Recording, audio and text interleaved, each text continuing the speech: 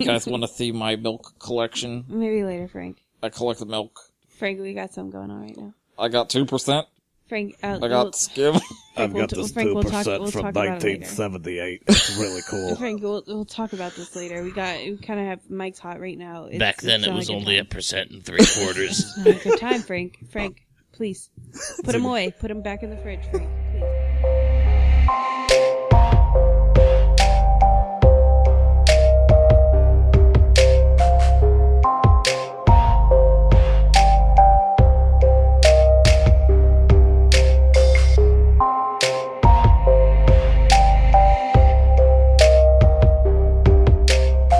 Welcome to Table Stop. This is a podcast where four best friends talk about board games, video games, and not doing podcasts for a while. I'm Dan. I'm Ritter. I'm Rainey. And I'm Kyle. First try, bitches! Nice. First try. I'm so proud of you. I did it. Hey. Hi, guys. Hey. We haven't podded in a while. Yeah, you guys might notice that we went a few weeks out releasing one. We were at Origins the first week, which we will talk about later.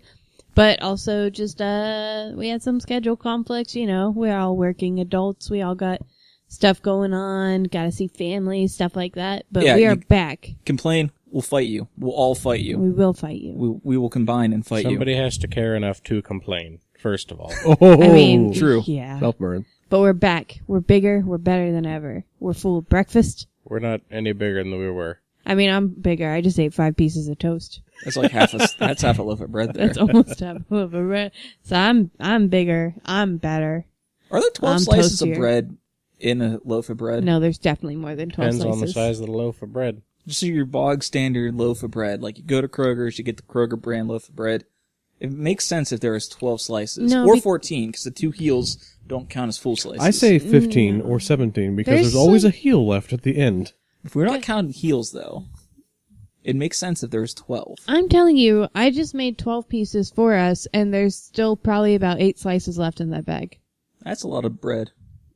Yeah. I don't know why. I always just thought, yeah, bread, of course, 12 slices. Nah, it's way too little. That's probably about 20 slices. Oh. Damn, you're probably right. Yeah. Welcome to Bread Talk. Bread talk. I eat so much bread. I lose all control with bread. I've definitely eaten so much bread that I've thrown up on more than one occasion.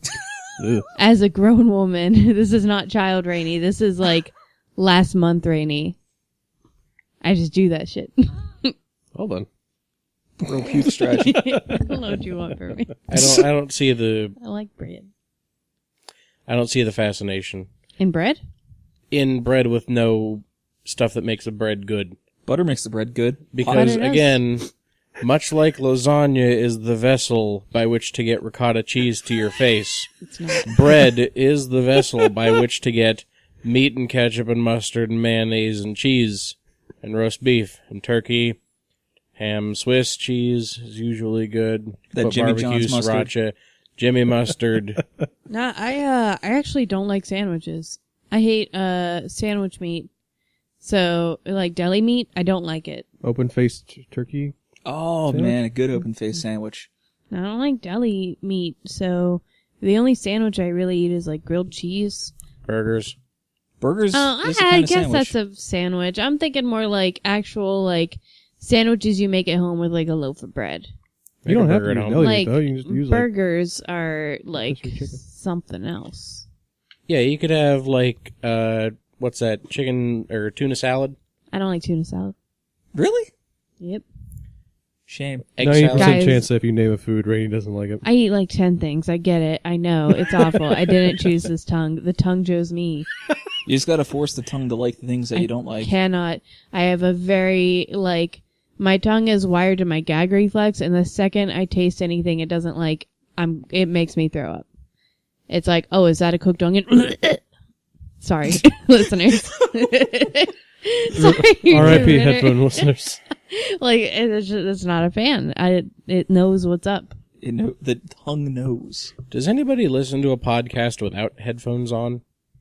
Like, In the car. I've Yeah. listened to Yeah, in the podcasts car. without headphones on. okay, I wasn't counting in a car, I Well, guess, but like, If I'm working from home, I won't have headphones in. There's no reason to. If I'm just chilling alone in my bedroom, like, I won't have headphones in. My computer has really good sound on it, so I just blare up the sound. I am never not wearing headphones at a computer or if I am listening to something.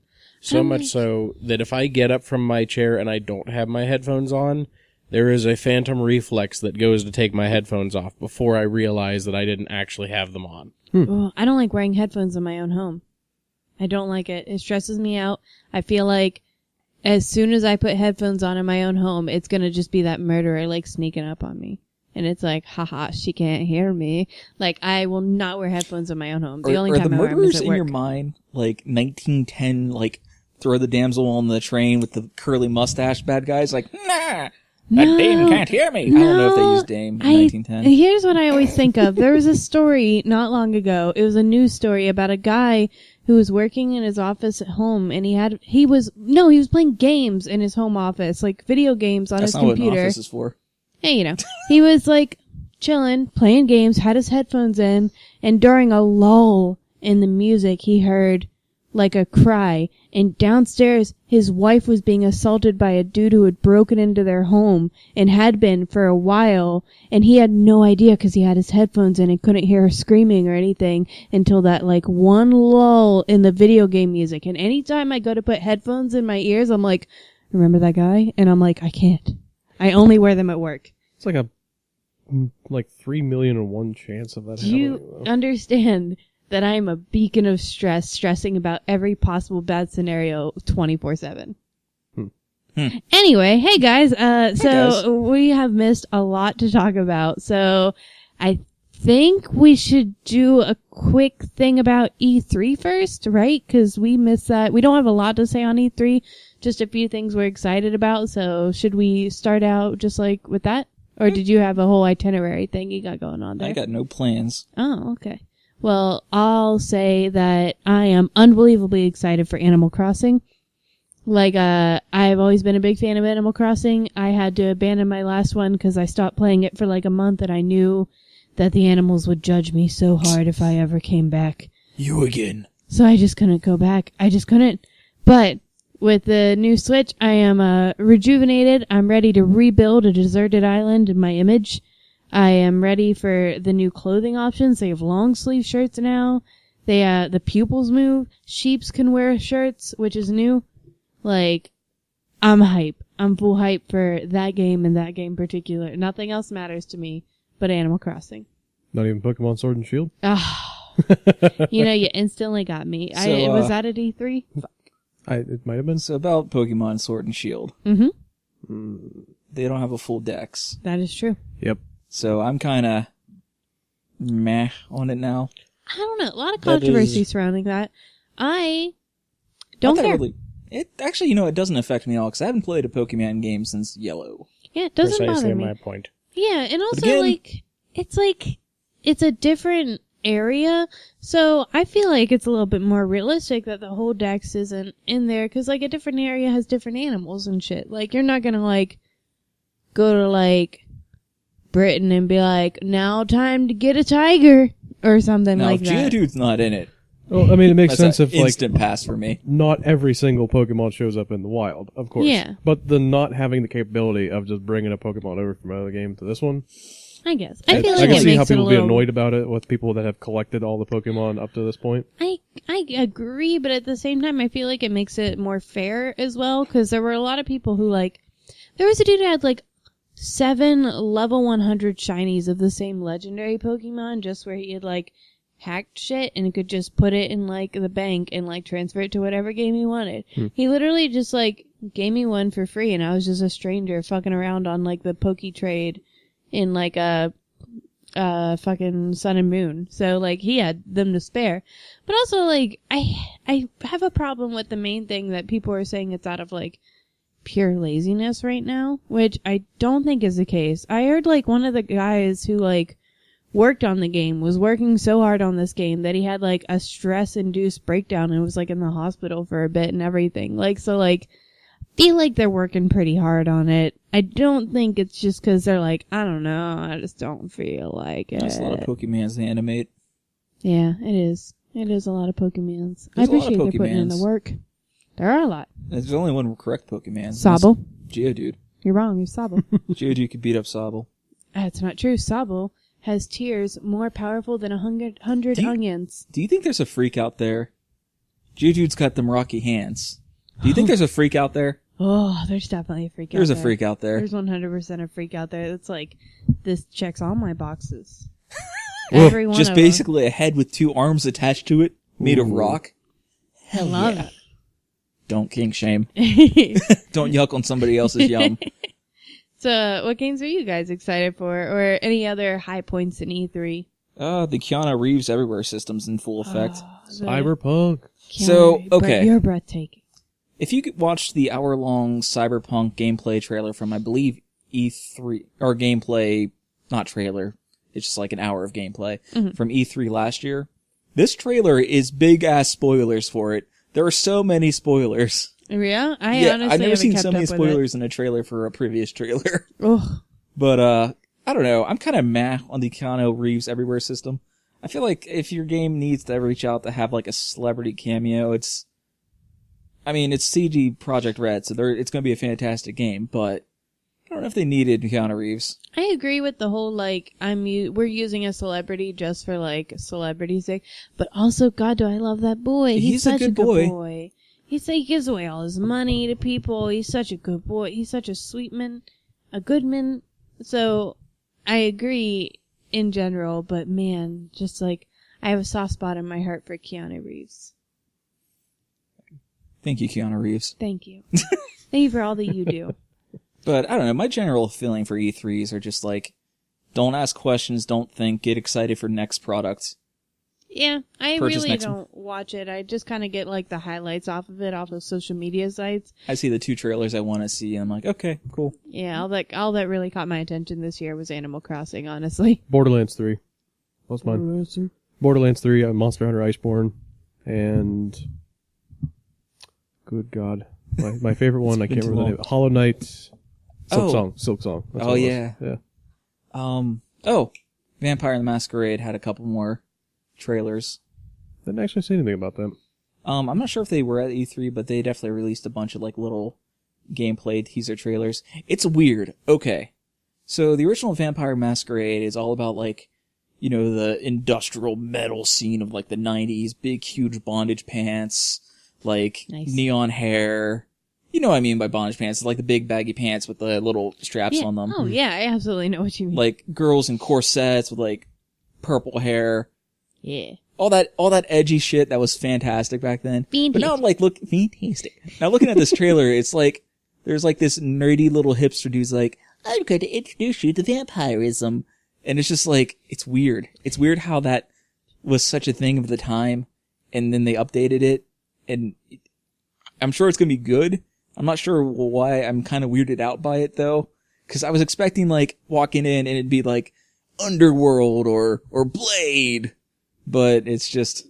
Times be a-changing. Times What is it, they a are game? changing. Yeah. Okay, I haven't heard of this yet. Yeah, I've it's never- a RPG. It's based off of what Savage Worlds. Remember Gunman's campaign? I never actually participated. Yeah.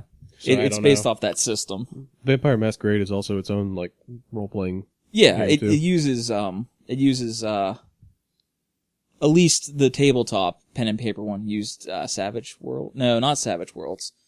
World of Darkness. World of Darkness. Uses Okay. World of Darkness. Yeah. I'm not sure if this one's going to use it too, because the previous one for PC, the previous actual computer game, used it.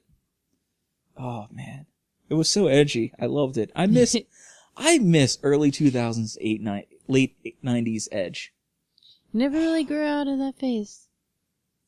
I did. Is that what grunge is? I never heard that defined. Grunge is like early 90s. Think of Nirvana. Yeah, A kind A of lot like of flannel, a lot of like torn up jeans. yeah, ripped jeans, a band Kinda dirty. t-shirt under some flannel long hair, kind of like, look, nerdy, but like dirty nerdy. It's pretty Dirty nerdy. Dirty Yeah. nerdy. Dirty nerdy. Ritter, you got anything from E3 that you saw that you were excited for? Not 100%, no. I will play the Final Fantasy VII thing when it comes out. That'll Oh. be Yeah. pretty good, I think. I'm interested to see how much it stretches out the Midgard section, because they're saying that this first one that they're putting out is just Midgard, which, in my opinion, I thought that was kind of like your tutorial, Because you don't even get to a world map until you're out of Midgard, I'm pretty sure.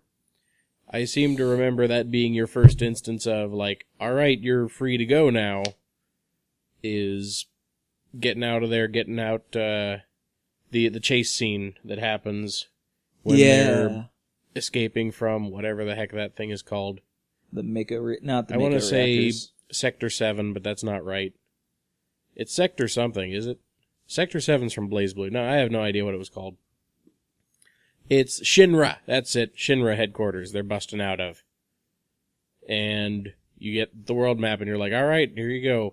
Play the game. So if that entire thing is just that, I want to see what they stretch out or what they add to it. It might be like a 20 or 30 hour game. They might not do a full-fledged, like...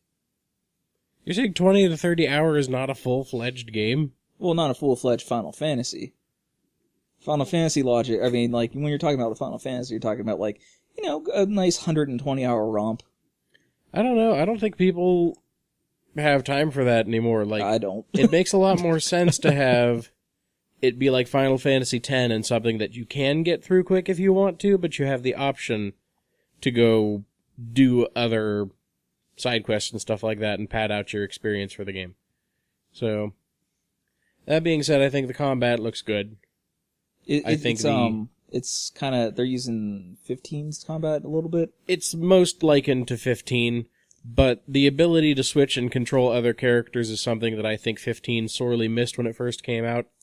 I have not played 15 since it came out, and I know they released DLC episodes of all kinds of things where you specifically play as other characters, but I do not know, I would have to check, if there is a way to freely switch between what character you're controlling at any given time. Because I don't think there is. I'm sure somebody probably put a mod out for PC that does that, though. Yeah, but unmodded, I mean, I don't think the game supports, like, I'm playing as Noctis, and Prompto's over here, I'm going to switch to him, do this skill, and go back to Noctis. Or that I'm going to go shoot Noctis up onto a high pole, and then switch over to Gladio, and smash someone, and then back to Noctis, and come down and hit someone. Because that's what I think, or if I just want to go in every single fight as Gladio. Or, you know, just play the whole game as him because I want to be a big sword berserker guy. The Gladio Everywhere system. Yeah. And that appeals to me in the fact that it looks like you can just be running around as Cloud, but if you want to play as Barret through, like, a section, that seems like it'll be an option. Because Let's be honest. You would just pick Barret the entire time, right? Cloud's kind of a loser. No, I like Cloud. Oh. He's good. Essential. He has a sword. Barret has gun arm, though. Yeah, he is. He's a good daddy. He's Young daddy. arguably a terrible father. Not as bad as... He just leaves his daughter Oh, like father. to watch the bar. You don't have to be a good father to be a good daddy. Oh, He's got that gun arm. I'm sure there's different attachments to it. For her pleasure. Not his daughter's pleasure. No! I gotta Oh, really, no. Wait a Dad! second. Cut that out! Wait a sec. Abort. The royal her, not specifically her. Okay, what's this phenomenon with people referring to Phenomena. the royal? Like, what does that mean? That It means the general, kind of like, it's like the royal you is like a you plural, like all of you, like the listeners, you, all of you listeners, as opposed to like you specifically, Todd. You. See, I Hey, thought Todd. it was the You. opposite of that. I thought if you said, we don't do that, the royal we meaning specifically I don't do that. No. I've never heard the term royal used this way ever. It's Oh. only been recently that I feel like I've heard it in 2 or 3 videos on YouTube that I've been watching. I'm like, where is this term coming from? Why is it suddenly popping up? Because that was how I interpreted it, was that it means specifically that. It did not mean any a listeners general out there populace. with the answer to this dilemma, please contact us at Yeah. tabletopcast at Nope, tablestopcast. absolutely not. Tablestopcast. at gmail.com. That's tablestopcast at gmail.com. Yeah, no, Wouldn't be a from my podcast if understanding, Dan it did is get that the general kind of overall you or general overall them kind of thing, as opposed to like a specific person. Kind of separates singular you from plural you I in guess. a fun way, in a way that makes you feel like fancy. Fancy. Fancy. I think that's all I had about E3. Oh, Yeah. You guys want to you're get into forgetting the a very haps? big one. Oh, what am I? Baldur's Gate 3. Oh yeah, I didn't see anything about it, so you got to tell me.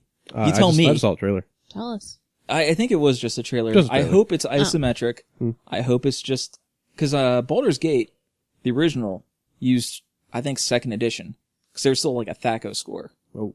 And it was isometric and it was great and I didn't understand anything because I played it when I was like 10. See, I'm a Baldur's Gate poser because I don't know anything about the original Baldur's Gate games. I just know that Just everybody D&D. loves them. It's and D&D. D&D and everything. So I like more Lords of Waterdeep too. So Yeah, that's same world. Yeah. Same Shattered Realms, Scattered Realms, Sacred Realms. Whatever that Sure. D&D Forgotten world. Realms. Forgotten Realms. Forgotten Realms. Yep. Yeah, that trailer just got me hooked along though. Yeah. That was such a good trailer. Mm-hmm. The Illithid like coming up down from the sky and the big like what are those called? Like the nautiloid things. Tentacle Boys. They had a name for them. I don't remember. It was like a giant nautilus looking thing coming from the sky, and then one dude turns into a mind flayer. Yeah. It's cool. Should look at it if you have a chance to. Mind Flayer. So, I think that's E3. think, E3 wrap up just like that. Just like that. Yeah. Hey, Kyle. Hey, what's up? What you been up to? Me? Oh. Mm, This is I don't a see any weird other order Kyles to here. Start in. Wait, what? That was a weird order to start in. We gotta Oh, mix man. it up. We always Right, mix it up. dang. Always mix it up. I feel like we should talk about. You want to talk about Origins, or you want to talk about the? No, Let's that's talk later. about Origins That's- after Haps. That's After Haps? later. Okay. What is wrong with you? I don't know how to read all these things. Anyways, you and I recently played Amnesia together. We did. I introduced Kyle to Amnesia, a very classic horror game. I would arguably say, and I might get flack for this, but I would arguably say it was the creator of the genre of like you have this thing that you need for a light source or something like that, and you need to get stuff to continue powering it. You see that return in like Outlast with the video camera that needs batteries, and you see it return in a lot of games that need a flashlight where you need to find batteries. But I feel Amnesia really started that with like the lantern that needs oil to light, and it is directly correlated to your sanity if you're stuck in the darkness for too long, which is directly correlated to your health and how you experience the game and everything. So I feel like it really started that genre of that. And also it's a pretty old game, and it held up super well. Yeah, it's a very old game. It's been a long time since it came out. It The looked time I really actually played good it. though, didn't it? It was like, what, 2008 or something? I have no idea. But I was genuinely surprised by how good the graphics still held up. Like, we were playing it on my computer, but we had the computer hooked up to the TV, and he was using an Xbox 360 controller. So we were basically just consoling it pretty much, and it looked really good on our TV. Yeah. So what do you think of it? I mean, I'm not really all that big on horror stuff, but I really liked it, actually. It was a fun experience. Yeah. What do you think of like the kind of like you are not supposed to fight back in any way, shape, or form kind of style of horror game? I had been thinking about trying to find a game that was like that, so it was actually cool to see one that had actually used that mechanic before. And the sanity meter was pretty cool too, Yeah. where you had to keep a light source going, or that you had another second health bar you had to keep up essentially Yeah. to try to keep your sanity up. Otherwise, it like really fucked with your controls. Like at some point, your sanity got really low, and the screen was real blurry, and any movement you did like flung your character around, and it was hard to move and stuff like that. Legitimately terrifying moments with the monsters and stuff. The Yeah. sound design was great. Yeah, Just definitely. hear that low rumbling, and then like the creepy music that starts very very low whenever a monster is like sort of nearby, and it just gets louder and louder and deafening whenever it's close to you. Oh yeah, very You hide good in with cabinets. sound. I had hid in a cabinet once. I didn't hide in cabinets as much as I would like to though, because I practiced a lot. He did practice at the beginning. Just in real life, you're just like, I'm hiding it here. Like at the beginning of the game, I was like, "Oh man, you can open these cabinets up. You're gonna be hiding in them. I know it. I gotta get good." Because trying to use mouse controls on a gamepad, it's very hard. Yeah. Like Is trying it to like the mouse wheel that opens and closes the cabinets? yeah, it's very very specific on where you click at to open one of the 3 drawers, and if you're a millimeter up, you'll open that second drawer for the 3rd time in a row.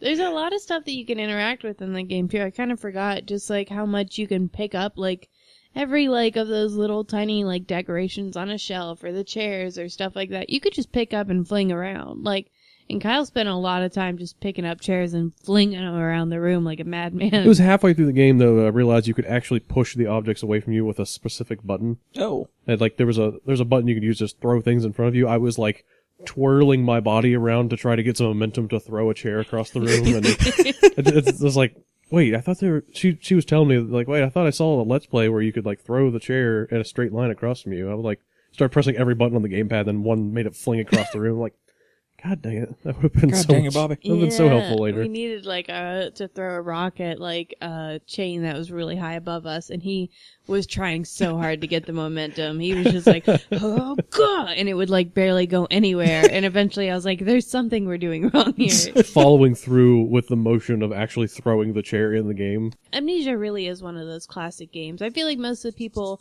that listen to this will already know what it is, but you know, it's a man who wakes up with amnesia in this like very dilapidated castle, and there's monsters in there that you cannot fight. You only have to run away from and hide from, and you're finding kind of notes that are from your previous self before you got amnesia that kind of tell a story along the way, as well as notes from other people that once dwelled in this castle and everything.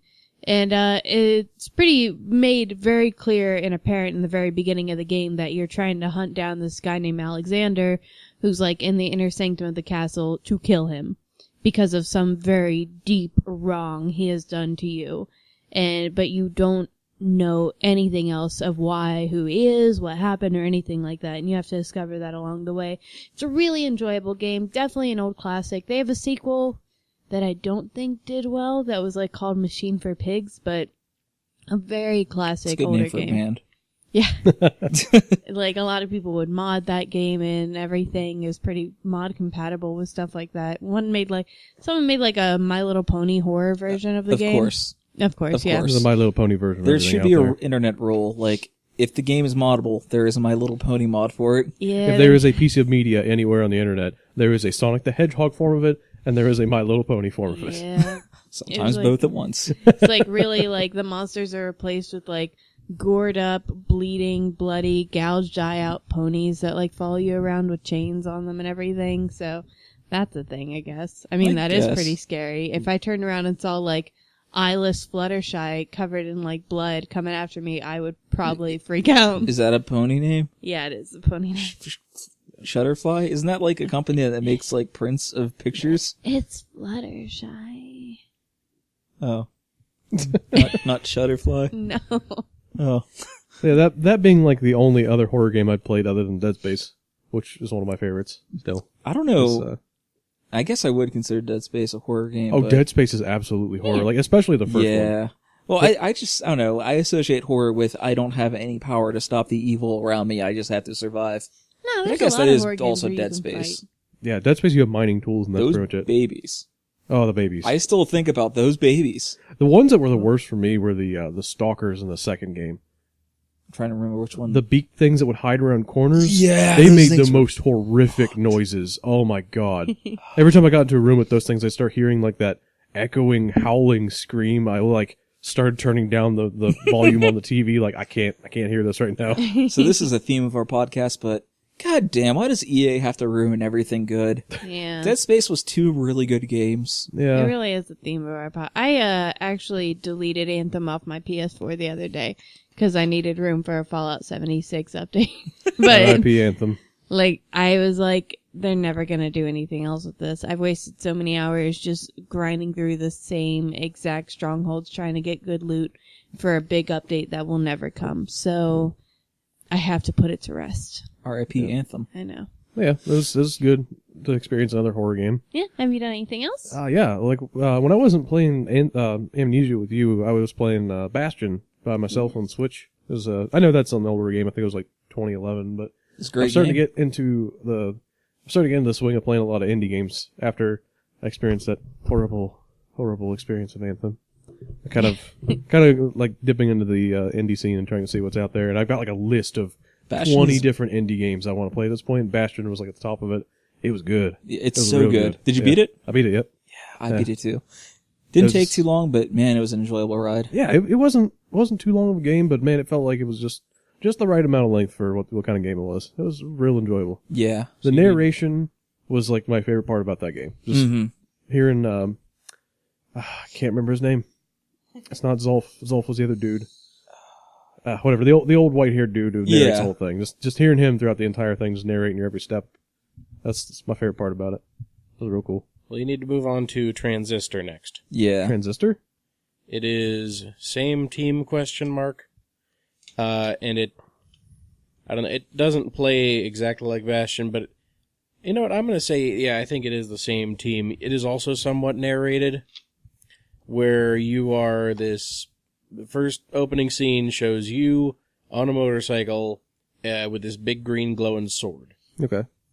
And the whole time you're playing through the game, the green glowing sword is talking to you. Huh. Because you're like this singer chick who lost her voice. Oh. Yeah. The only thing the sword calls you is red. You got red hair, and Ariel? there's some relation. It is somewhat similar to, or reminiscent of, like Little Mermaid in that way. But the way that fights play out is it's all pathed. It's path. So, and you choose actions. You like say, okay, for this second, you get to see like how the whole fight is going to kind of try and play out, where a certain enemy is going to go this way and a certain enemy is going to go this way. So you path like, I walk this far, dash to this, use this attack, back away, dash to this, use this attack, and then play the whole thing. And if you don't like it, you go back and be like, well, that didn't work. Let's play that again. Why does that make me think of Into the Breach? Yeah, it's kind of like Into the Breach in that Into you... Breaches.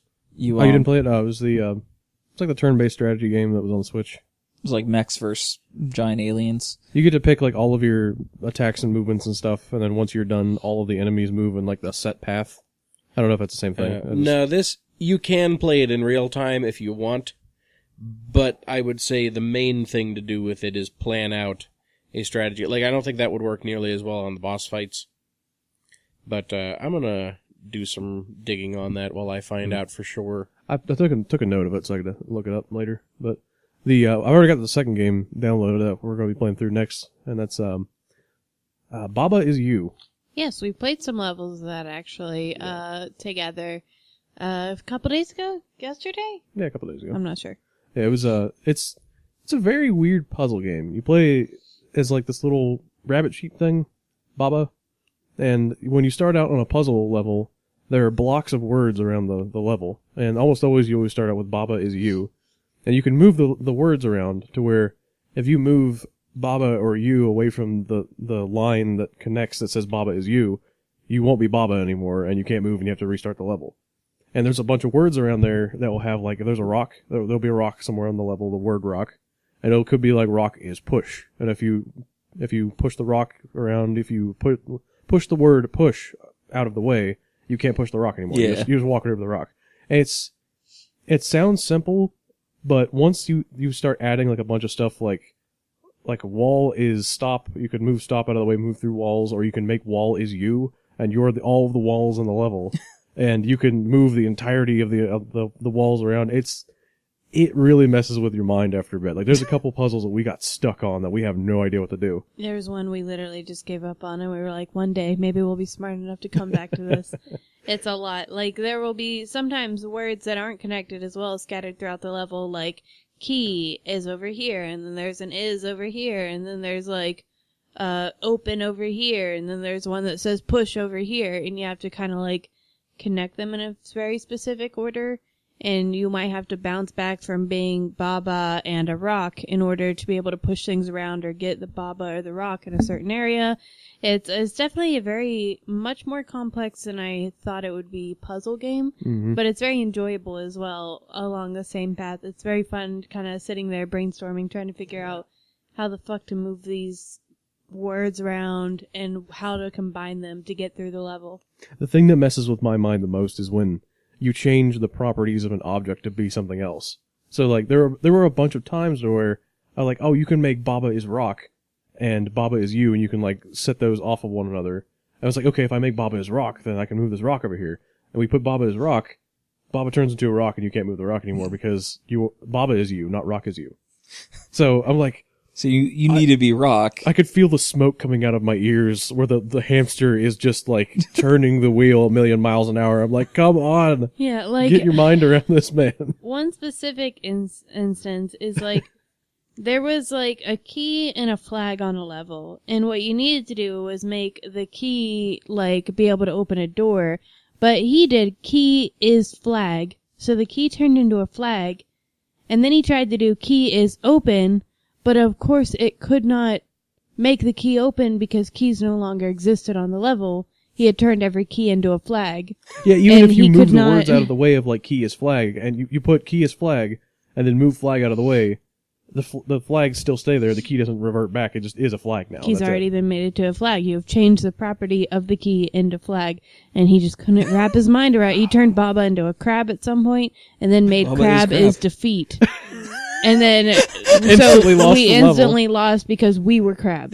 And crab is defeat. Yes, it was bad. It was so funny because there was like a lane to where you had to push the word up to something is win, because almost every level you have to make an object is win. Yeah. And there's a few of them you can make Baba is win, and you just instantly win because you're Baba and you win.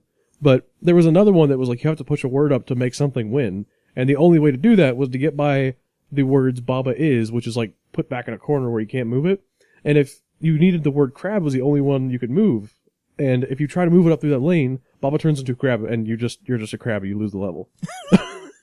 So that one took us a long time. If you have any interest in it, you can look up a trailer to see how it works, because in the trailer they show how the puzzles work and how you move the words around. Because Yeah.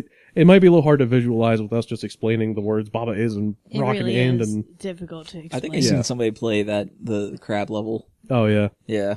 It's a ton of fun though. It's just I've never seen a game like it before. It's just so cool to see a puzzle game like it's almost like coding. It seems Yeah. there's like a lot of if and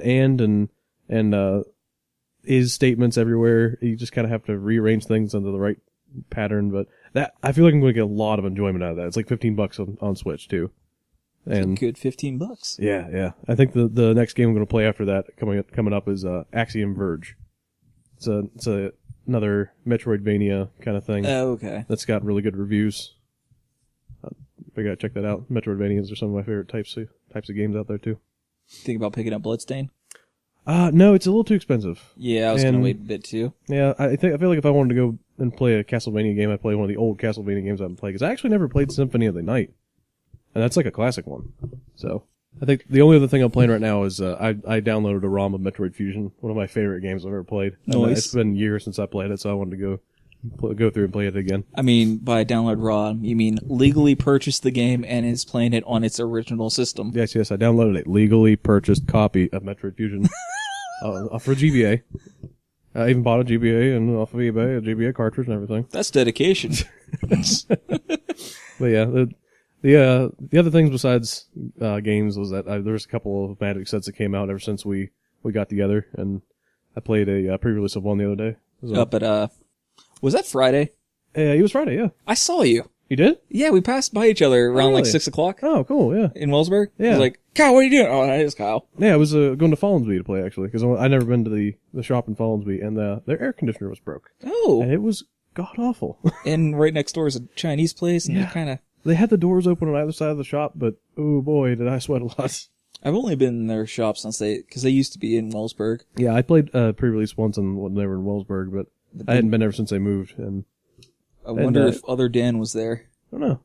It was a lot of fun though. New sets pretty good. The core sets are normally frowned upon by a lot of people because they're very underpowered, made to get new people into the game. Yeah. But they made this one to where it's pretty powerful, and it's also simple enough to get people into the game, but they got a lot of cool stuff in it still. So I got a big kick out of playing it. It was a good enjoyment. Still Big based fans. in Dominaria? Hmm? Still based in Dominaria? No, it's just the core sets are just kind of all around the place. They don't have any specific plane they take place in. It's just cards from all over Magic just in one thing. I see. All around magic statues crumble for me. Speaking of Magic, actually, there's one last thing I wanted to bring up was that they're coming out with a Magic the Gathering show on Netflix at some point. And Really? The Russo brothers, those guys that directed Avengers Endgame, are directing it. Who's it going to follow? Like Jace or Planeswalker? Like Chandra's Gatewatch? on the cover of it, so I'm guessing it's going to follow like Chandra and the Gatewatch or something, but Right. I'm not entirely sure, so. That's the only, like, coherent storyline that I know of. Oh, the Brothers War, like back in the old days of Magic. That was a the good Urza storyline, though. Saga or whatever. I didn't even play back then. I just like read some stuff about it. That was a fantastic storyline. Like whenever they're going up against Phyrexia and Yawgmoth and everything. Yeah, I think that's something of the Weatherlight, Gerard of the Weatherlight. Mm-hmm. Yep, they fought some other dude Completionist? too. They fought the completionist? They did not fight the Completionist. Oh yeah, It was you know what I mean. that's about all I got. I was just really excited to see that there was a show about that going on Netflix. You know what's coming to Netflix? What's up? The Witcher. Oh yeah, I'm actually very impressed with how Henry Cavill looks in that role now. Yeah. Like now that I've seen a picture of it in full costume and everything, I'm sold. Yeah. Like when they first announced it was Henry Cavill, I was like, oh man, I hope they're doing the books. doesn't fit at all. The books? I hope they're doing the books. There's books of that? The Witcher is based off this Polish, like, I don't know. There's like a whole bunch of short stories and like 4 or 5 novels. I was not aware of that. I read all of them because Oh. 2 years ago, I was like, I'm gonna read all the Witcher novels, and I'm gonna finally play through Witcher 1, Witcher 2, and Witcher 3. It's gonna be great. So I read all the novels, boot up Witcher 1. Say what you want, that game is Euro jank and old as shit. I never actually played it, so. It's a skip for me. Yeah, fight me out there. Fight me. Ooh. It's a skip. It wouldn't have been a skip like 10 years ago when the game came out, Yeah. but it is just... It's like the first Mass Effect hasn't aged well. I think Mass Effect aged way better than... the first Mass Effect aged way better than Witcher 1.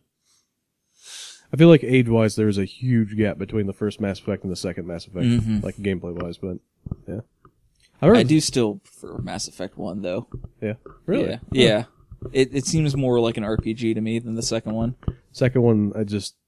that was like perfection for me. Don't get me wrong, second one was great. Yeah. Second one's still fantastic. But, yeah, sorry to steal your thunder there at the end. Oh, no, you're fine, man. You was talking I'm about done anyway. I was Netflix. just starting to ramble, but the Magic show was the last thing I had to say. Watch it just be like a show about magicians doing like stage magic. But they're all like named after planeswalkers. I am Jace. Watch me pull a rabbit out of my hat. Oh no, I don't have enough mana for that. Give me more lands, kids. I'm not sure what this character is, but thank you. I don't Thank know you for letting me go on that ride. Why is he stealing land from children? Why do children have land? How did those children get land? They're landed children. I'm just imagining like this old dude stealing deeds from kids. For just like wait. simple magic. The old dude murdered their parents, and when they inherited the deeds from their parents, he would steal the deeds from the kids. Isn't that just, what's that one show? Lemony Snicket's? Oh, yeah. Yeah. Yeah. It really Series of is. unfortunate events, yeah. Yeah. So the note here is, we should always be stealing land from kids. They don't know what they're doing with it. They're kids. You're Yeah. right. Probably gonna like, I don't know, not cut the grass and decrease the value of all the land around it. Lemony Snicket, great financial advice. I Who mean, knew? I don't think that ended well for anyone. I didn't read it. I I didn't couldn't read get it either. I couldn't get through that freaking book. Yeah, it didn't end well for any of them. Oh. Big spoilers on Lemony Hey, Snicket. spoiler alert! I'm pretty sure everyone died. When I got to 2 pages all of of 'em. very, the word very repeated over and over again, I was like, oh no. He was into those weird shticks. It was part of the charm of the book. I didn't get the it's not that I didn't get the gimmick, I didn't appreciate the gimmick. Kyle doesn't like book gimmicks. Kyle doesn't like books. I love books. It takes me out of the experience of reading. I see the 2 pages of I don't know if it was really or very, I don't even remember at this point, but like I see 2 pages of that and I'm like, all right, I'm sitting in a chair reading a book in the middle of this room of other shouting people. I'm completely taken out of the experience. I mean, it's for kids. It's meant to. I was also a kid. It's for the whimsical emphasis. I also didn't care for Harry Potter that much. But, Also, you were just an angry kid. I was. You're like, I can't beat the shit out of this book. What's the point? I didn't beat the shit out of The Hobbit or No, Lord you of the just beat Rings. the shit out of children. I did not. I lost every fight I've been in. You beat that one little elementary schooler. That wasn't a fight. Aw. That was just me punching a kid because he punched me in the face. He didn't punch you in the face. He He did the stupid hand joke to you. He punched me. Animal. Hey Dan, what are you up to? What have you been doing? Animal. Who? Me? You, Dan. Me? Dan, yeah. Not you, Dan. Me? Oh, it's just so out of order. I'm perplexed. Yeah, changing all the things. Oh. Yeah. Oh, Shake it up. I got It's like some episode things. 7, though. What? It's like episode 7, though. We're already just like, let's just go Burn it all wild. down, start over. Let's just go hog. Chaos. Chaos reign. What have I been up to? I've been up to a lot. Video game wise, I've been doing a deep dive on that Dragon Age Origin, the only Dragon Age game, right? Right. It's the only one. Who makes that? That is BioWare. Good Okay. BioWare. Same people who made Mass Effect and Anthem. That's what I was going I to don't say. know. That's what I thought. This is before EA bought them, though. Okay. So this I is don't back know when they were these making things. what they made best, which was big, chunky RPGs with lots of characters. Did they make BioShock? No. Nope. Oh, Who I made just that thought because BioWare. BioShock was... I never actually knew that. It might have been... I don't think it was BioWare, because it's not a BioWare engine. No, it wasn't BioWare. I just never knew who actually made Bioshock. But yeah. Dragon Age is a really good RPG, to the surprise of no one. It's just... 2K made BioShock. Oh. Isn't that Borderlands? Yeah, that is Borderlands. Huh. Huh. Neat. Wait, no, Gearbox. I think Oh. Gearbox made it and 2K published it, I think is what it was. I don't Or know is it how the other way anything around? works. Developers and publishers, one way or Who another. knows how all that works. So, yeah, it's an RPG. Do you create a character or do you have pre-made characters? No, you create a character. Do you have classes? Yep. Oh, yeah. 3 classes. Well, you never actually played Dragon Age? No. Oh, All right, man, you love so there's 3 classes. I know you're going to say that's not a lot of classes. So, fighter, wizard, rogue. And each one of those has 5 or 6 subclasses that you get to, like, go into 2. Oh, no healer. There's a healer. It's in mage. that. Yeah. If you be go Oh, mage, okay. you can spec into, I think the class is called spirit healer. But you only get these subclasses if you talk to the right people. Or a couple of them you get through party members. Like, there's this French chick in my party who's a bard, which is a subclass of rogue. And this elven guy who's an assassin, which is also a subclass of rogue. They're both in my party. I just need to be nice with them. Because there's S-links in this game.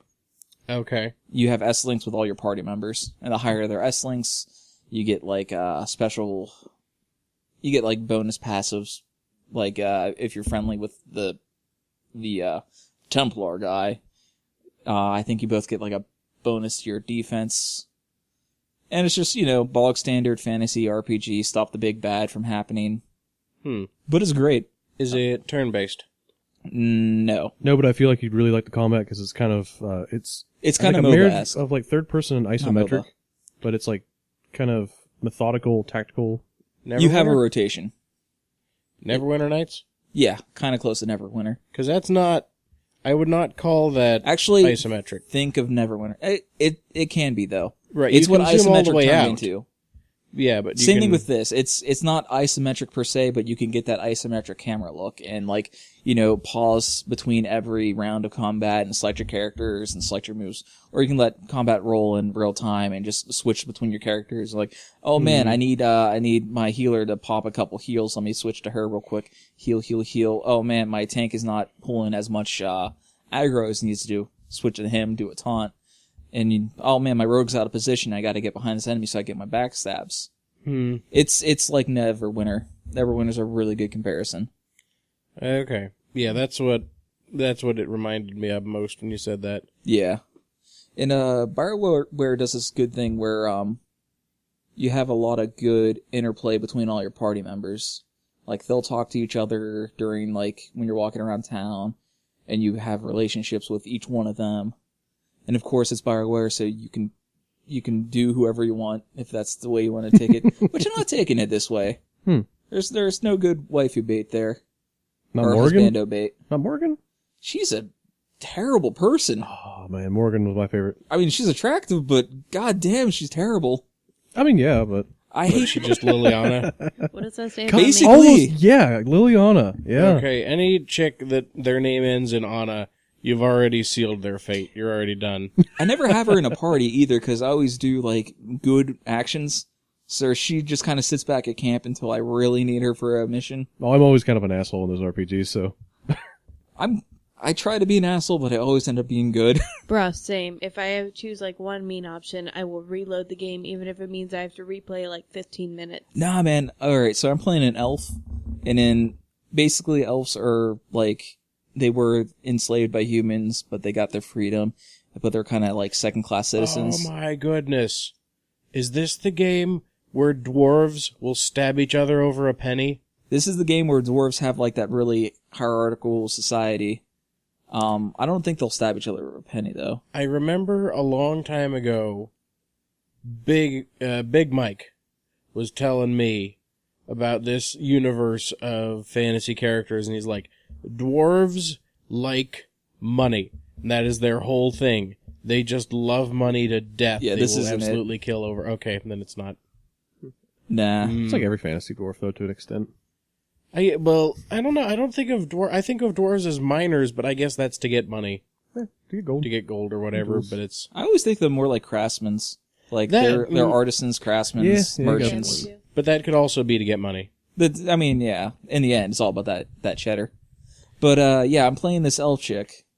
And like I said, elves are like, you know, they were an enslaved people, now they're kind of a second-class citizen living among humans.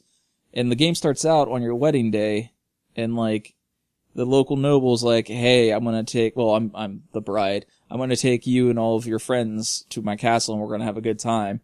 And I was like, you know what? I have no problem straight up murdering this guy.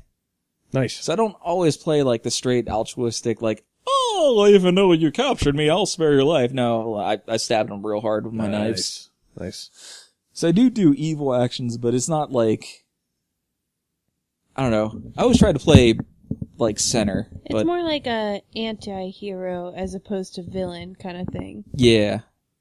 Mm. So Yeah, I well, also when I say noticed, like I'm an asshole in those games, it's not just because I'm like running around murdering random people. It's just the fact that a lot of the actions I'll take in that I can justify are labeled as evil in the game, and I'm Yeah. like, hey, this guy is being an asshole towards me. I'm gonna stab him, or it's Renegade Shepherd. Yeah. He's not evil. he's I did not the always same evil. thing. It's just they label it as that. Did the same thing in Red Dead Redemption 2. Like, there's a random, like, guy you can come across, and he's like, oh, come sit by my camp for a bit, why don't you? And he, like, talks to you about how he's been watching this woman in the woods, and she's single, and she told him to go away, and he was just watching her in the bushes, and she told me to go away, but in a way where I could, like, tell that she was, like, into me, and I saw her crying and panicking, and it's probably just because she's so lonely, and she's so hot, I'm gonna go back there, you know, watch her a bit, see what I can do. And I killed him. Yeah. And the game made me lose honor. The game was like, you Really? did it bad. Yeah. For murdering Because you this can guy. straight up murder the KKK guys, and Yeah, like, you the won't get any. KKK, they love when I do that. I actually got honor for that. But apparently, the skeevy guy literally stalking a single woman in the woods alone, it's not okay to murder him. I lost honor for that. And I was like, well, that's fucking bullshit, but Rockstar. I guess I'm just losing that honor, because fuck that guy. I just probably saved that girl's life. Probably. What else have I been up to? You know what we all did together? Hmm. I started a D&D campaign. Are we skipping? did. Are we skipping Ritter and No, this is still on my half, so I'm just gonna mention it. D&D happened. It was fun. It was really fun. Yeah. We're gonna have to do another session. Yeah, we are. Yeah. We got our party. I was a druid.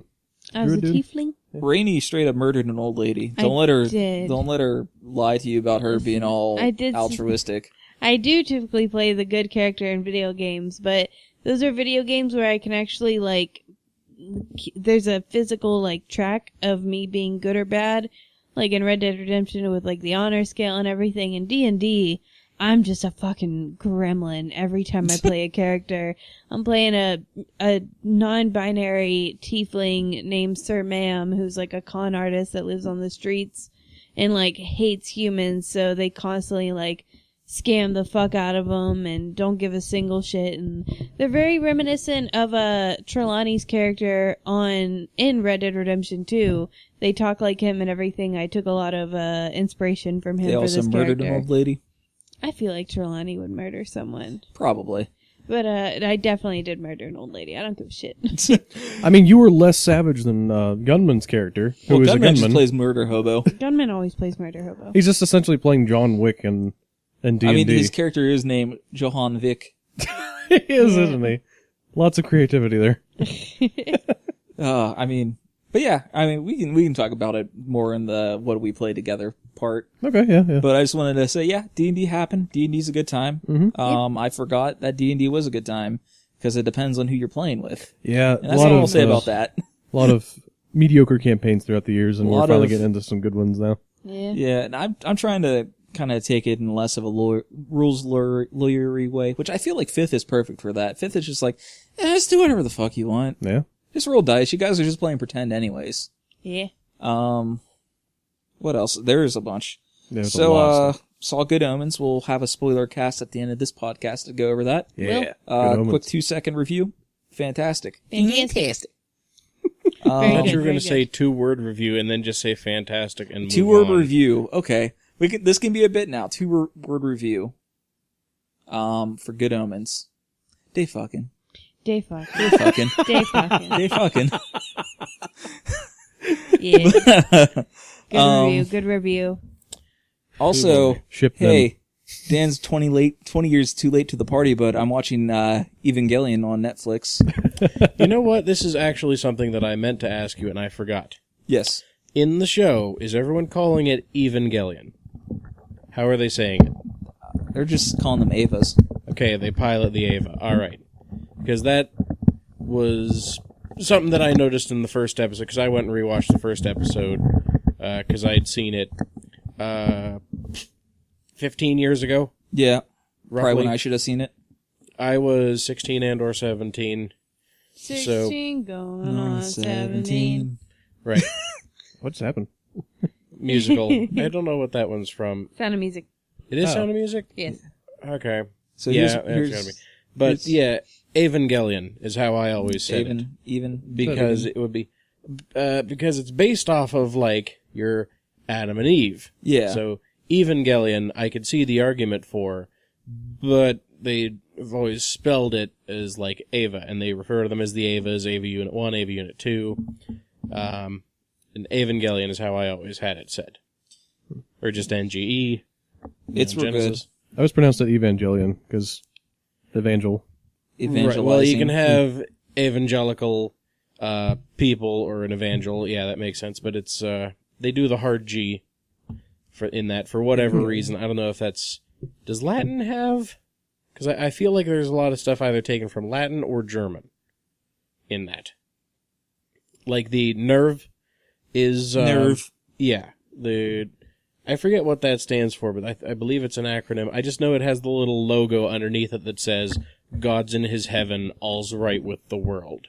That's what it said. I was trying to read it, Yeah. and I had a hard time. Yeah, for a long time, the Nerve logo was like the picturesque, that's a weeb sign right there. If they got that. Yeah. It was a very edgy thing to do, have the Nerve logo on your backpack or something like that. You know. I wonder how many very people often. have tattoos of the Nerve logo. Oh, I'm sure it's in the thousands. Yep. Especially if you like Japan getting tattoos. I don't know how common tattoos are in Japan. Probably not as, but still, it would be tons and tons. And I would consider really Evangelion to be one of the ones that can be ruined easily by its fan base. Like, it can have a Rick and Morty effect. Oh, I can see that, Morty but is prime I feel like I'm example. insulated enough from that. It's been long enough Yeah, it that has it's been. no longer Yeah. a point of contention. Whereas, like, if you... Like, around when everyone was seeing it when I was 15 or 16, the people who were very much into anime and had been watching and were watching, like, pirated sub copies, because I think it released in 1990. It's 'Cause old, yeah. It cites everything happening as 2015. Yeah. And I believe they say, like, in the show 1990s when Second Impact occurs. And the show Yeah, takes place that's right, 15, because so 2005 everyone when is the 14 years older. That every one of the children has been born after Second Impact. Yeah. And I was like, I remember being young and being like, what the heck is the first impact? The meteor that killed the dinosaurs. That'd be it. So this was as catastrophic an event as that, is why they call it Second Impact. I really love that world because it feels like, we're dealing with that. Like, you see, like, a lot of anime that I've seen does not have the feeling that, like, outside the camera, the world exists. And this one has that feeling real, like, well. Like, you'll just see, like, it pan across, like, this, beachfront like scene, but you'll see like old buildings sticking out of like the ocean. Like the city that they're all in is Tokyo 3. Tokyo 3. What happened to the first two Tokyos? They're underwater. Jeez. It's been rebuilt. Yeah, I mean, like there are real world things like the United Nations totally exists. Mm-hmm. That's who's trying to figure out what's going on. Yeah. And they're using like nuclear level technology. I love how expensive the battles are. Yeah, you they're get a crazy. good sense because like that. There's just a throwaway line. One of the battles, like this guy from the UN's like, like 20,000 people are now starving because of that last battle because we don't have the resources to like feed them. Right? There's like a quick 2-second throwaway line. It's like, oh, geez, Actual throwing in some actual logistics in throwing there. money away. Man. Right, so they're really banking a lot by even allowing Gendo to like have control of operations dealing with the angels. See, you talking about that now has got me wanting to watch it, because I gotta agree with you there, Ritter.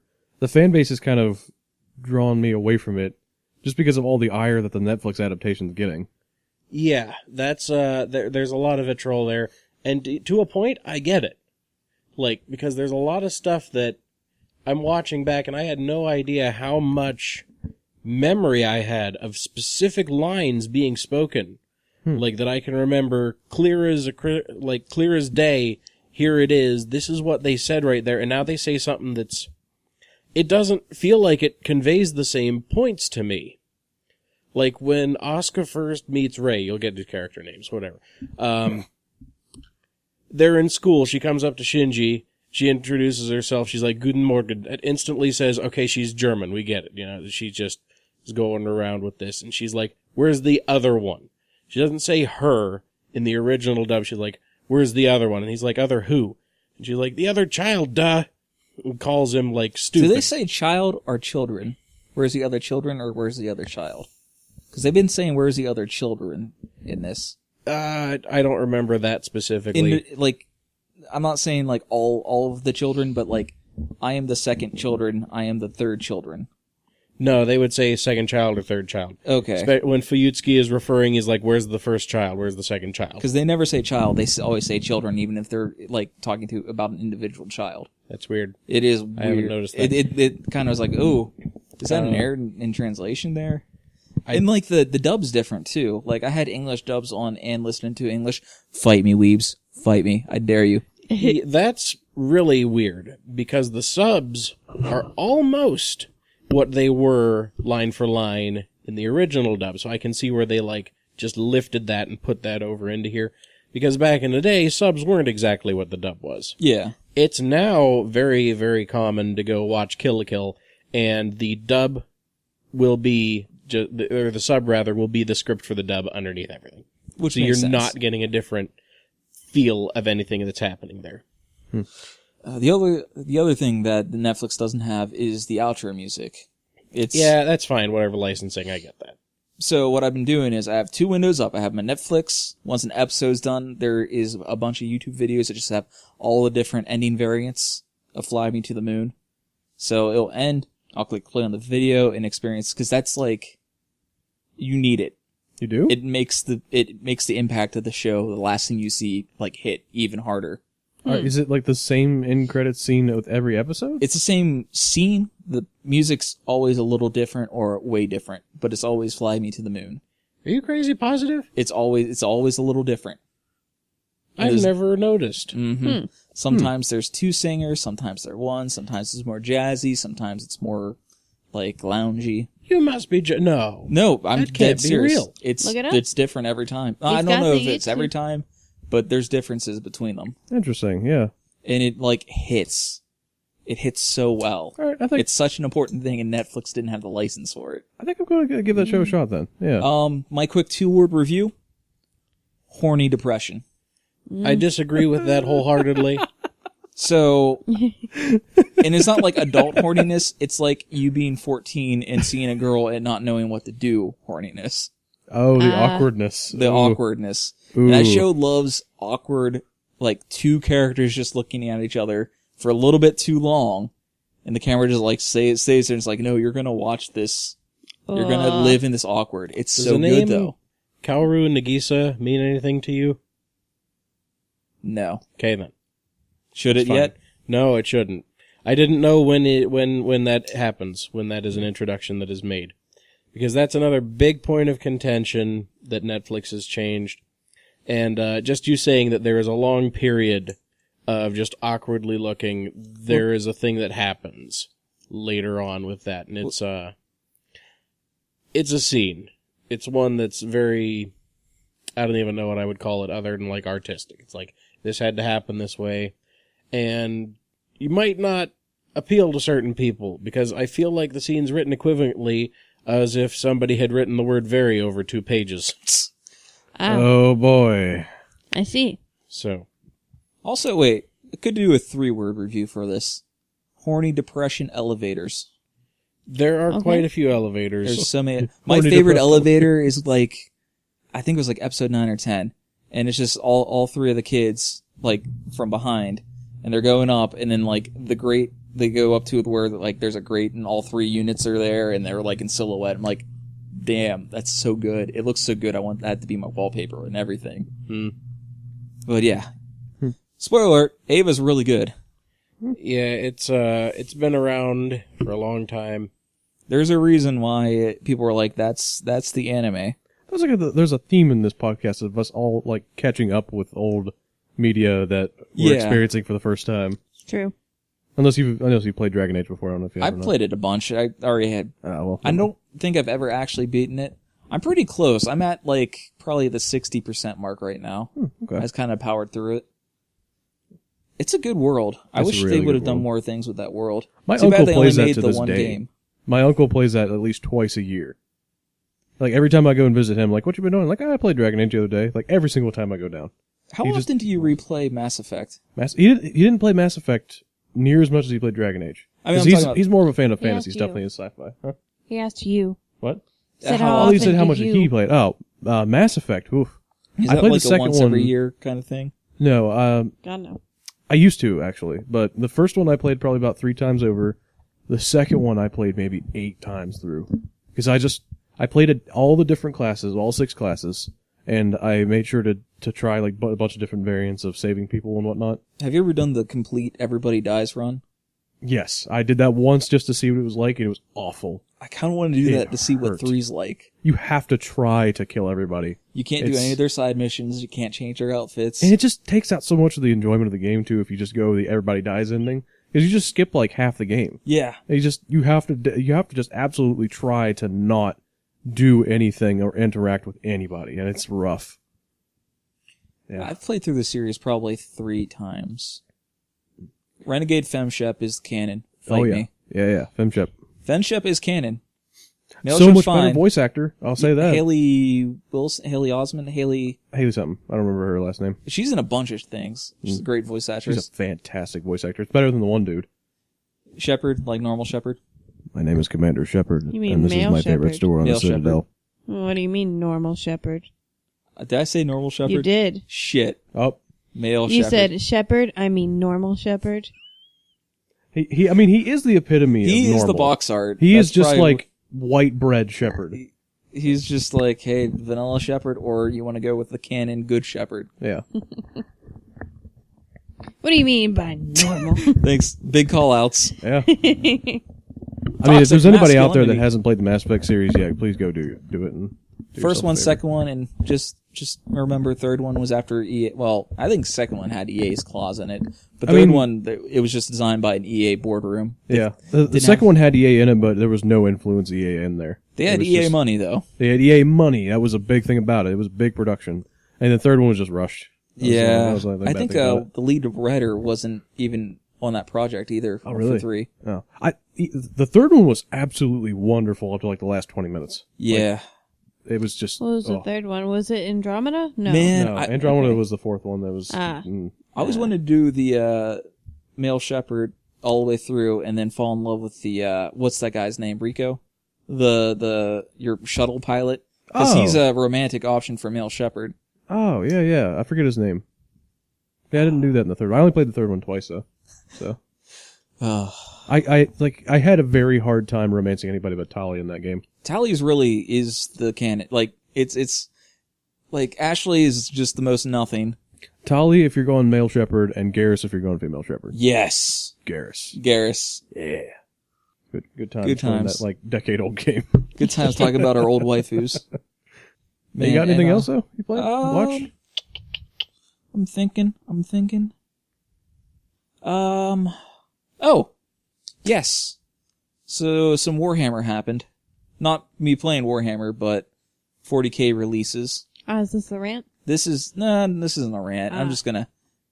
So you can tune out if you want. You say that like I haven't been tuning out looking at that tree for the past like 20 minutes. It's a nice looking tree. I love that tree. Man, that tree is far So- away. Like it's dark out there. It's gonna rain. There's a new 40K game out called Apocalypse. It's not 8th edition. It's not Kill Team. It's a brand new game with its own rule set. The only problem with it is you got to have Porsche daddy money to play it, Daddy. because the rule book alone is $100 on top of owning a large army. So this is how the Warhammer happens. This is how the scale of Warhammer happens. So you got like a squad of dudes, like 4 or 5 Space Marines. That's Kill Team.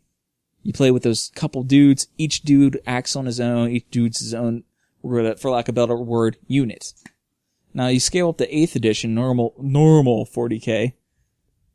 And it's like, you have 5 or 6 squads of dudes. And those squads are about like 5-10 man squads. You have a couple tanks. You have a couple robots. And you go at it. It's like I think it's called a company level game. Something like that. So Kill Team's a squad level game. 40K is a company level game. So what Apocalypse is, each one of those armies you'd bring to your normal 40K game is an activation. Is a third or a fourth of your actual huge army you bring. An actual army game is An what actual Apocalypse. army game. Like an actual huge giant battlefield that will take you like the whole day to play. So Apocalypse does some neat things, though. So a game of Apocalypse, if we're playing 8th edition rules, would last us 12 hours. Mhm. And, it'd be fun, but it would last us 12 hours. It's a commitment. But the Apocalypse rule set, you can play that game in about the same time you can play a normal 40K game in. I have to see that to believe it. That's crazy. I've seen a bunch of battle reports. So what they do, you activate an entire detachment of your army, so 5-10 units. And then your opponent does. And then you do, and they do. And on activation, you can move, you shoot. Before the activation, you assign them all orders. So you predetermine, like, this entire detachment is going to move. This entire detachment is going to shoot. This entire detachment is going to charge the enemy and punch them in the face. So you each go through activating your detachments. You move and shoot. But you don't take away casualties to the end of the entire phase.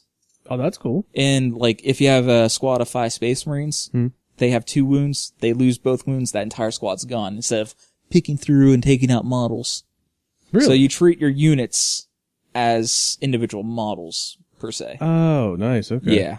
Huh. It looks neat. I'm not going to buy into it, because, my collection is barely big enough to play it.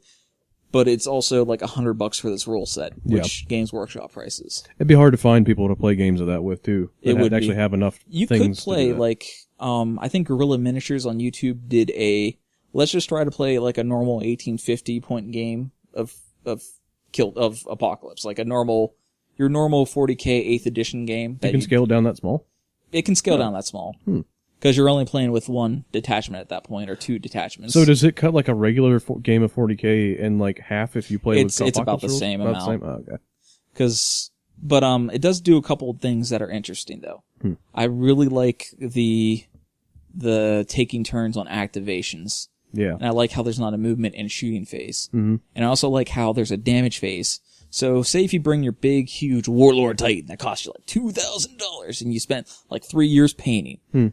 In normal 40K terms, that thing's going to get exploded turn 1. Yeah. That's going to be primary target. That's always been my main complaint about 40K when you play it, is that like one person gets to take their entire turn before the next person gets to take theirs. Yeah. And there really needed to be a thing in place of like some dude, at least just a phase at a time, like movement phase one dude, movement phase next dude, then shoot. Like everybody gets to do something instead of just the person who has a first turn blows out like a quarter or half of the army of the other dude.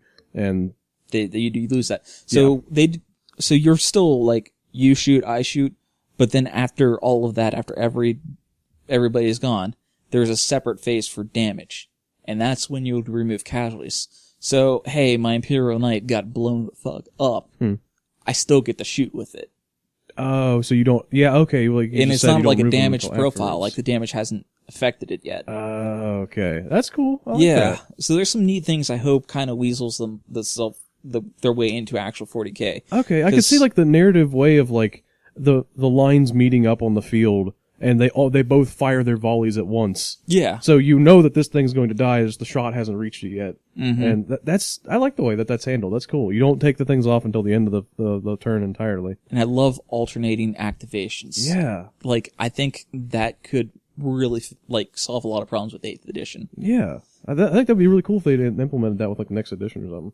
Because Kill Team has it and Apocalypse has it. Kill Team's perfect in my eyes. Like Kill Teams is the best way to play 40K. Yeah, that's what I've seen. But if I can snipe the rulebook cheap off of eBay, I might do that just to kind of maybe try a big game. Like there's like recommendations. They're using power level, so anything above 300 power level, which I think a normal game of 40K is like 200-ish power. I don't remember. Yeah, because we never use power. We always use points. Yeah, we use points. But yeah, it looks neat. I've seen a couple battle reports already, and it's enjoyable. It's definitely a beer and pretzels game. But yeah, I think that is everything I have. Hey, Rainy. Me? Yeah, what have you been up to? Well, Kyle already touched on the games we've been playing together, so I have this free webcomic kind of app called Webtoons. If you're into reading like webcomics, I cannot recommend it enough. It's literally like thousands of stories like by content creators. It's free. It's just nice to be able to read through. But I've been following this one that's actually almost over, and I started it one night at like 10 p.m. and I binge read the whole thing until 4:30 in the morning to be fully caught up. And I'd work the next day at 8, so that was a fucking mistake. But it was really good. That just kind of speaks for how good that is, because usually I'm the biggest stickler in the world about getting like 8 hours of sleep, because otherwise I'm useless. So it's called Refund High School.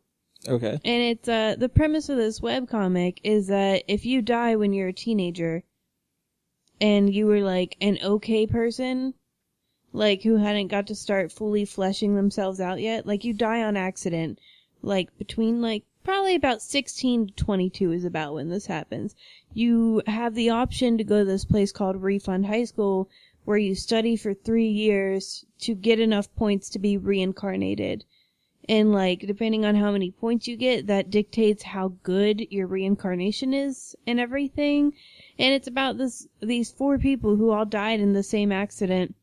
And they, when you go to Refund High School, you get there, your memories are wiped of your previous life, and you can get memory capsules by doing well on tests, or like doing like little like things to gain them and stuff like that. And you slowly get to learn about your past life, so you can not only see how you've changed, but learn about your mistakes and kind of see how you died and better yourself from it and let go of your past trauma and everything and begin to move on.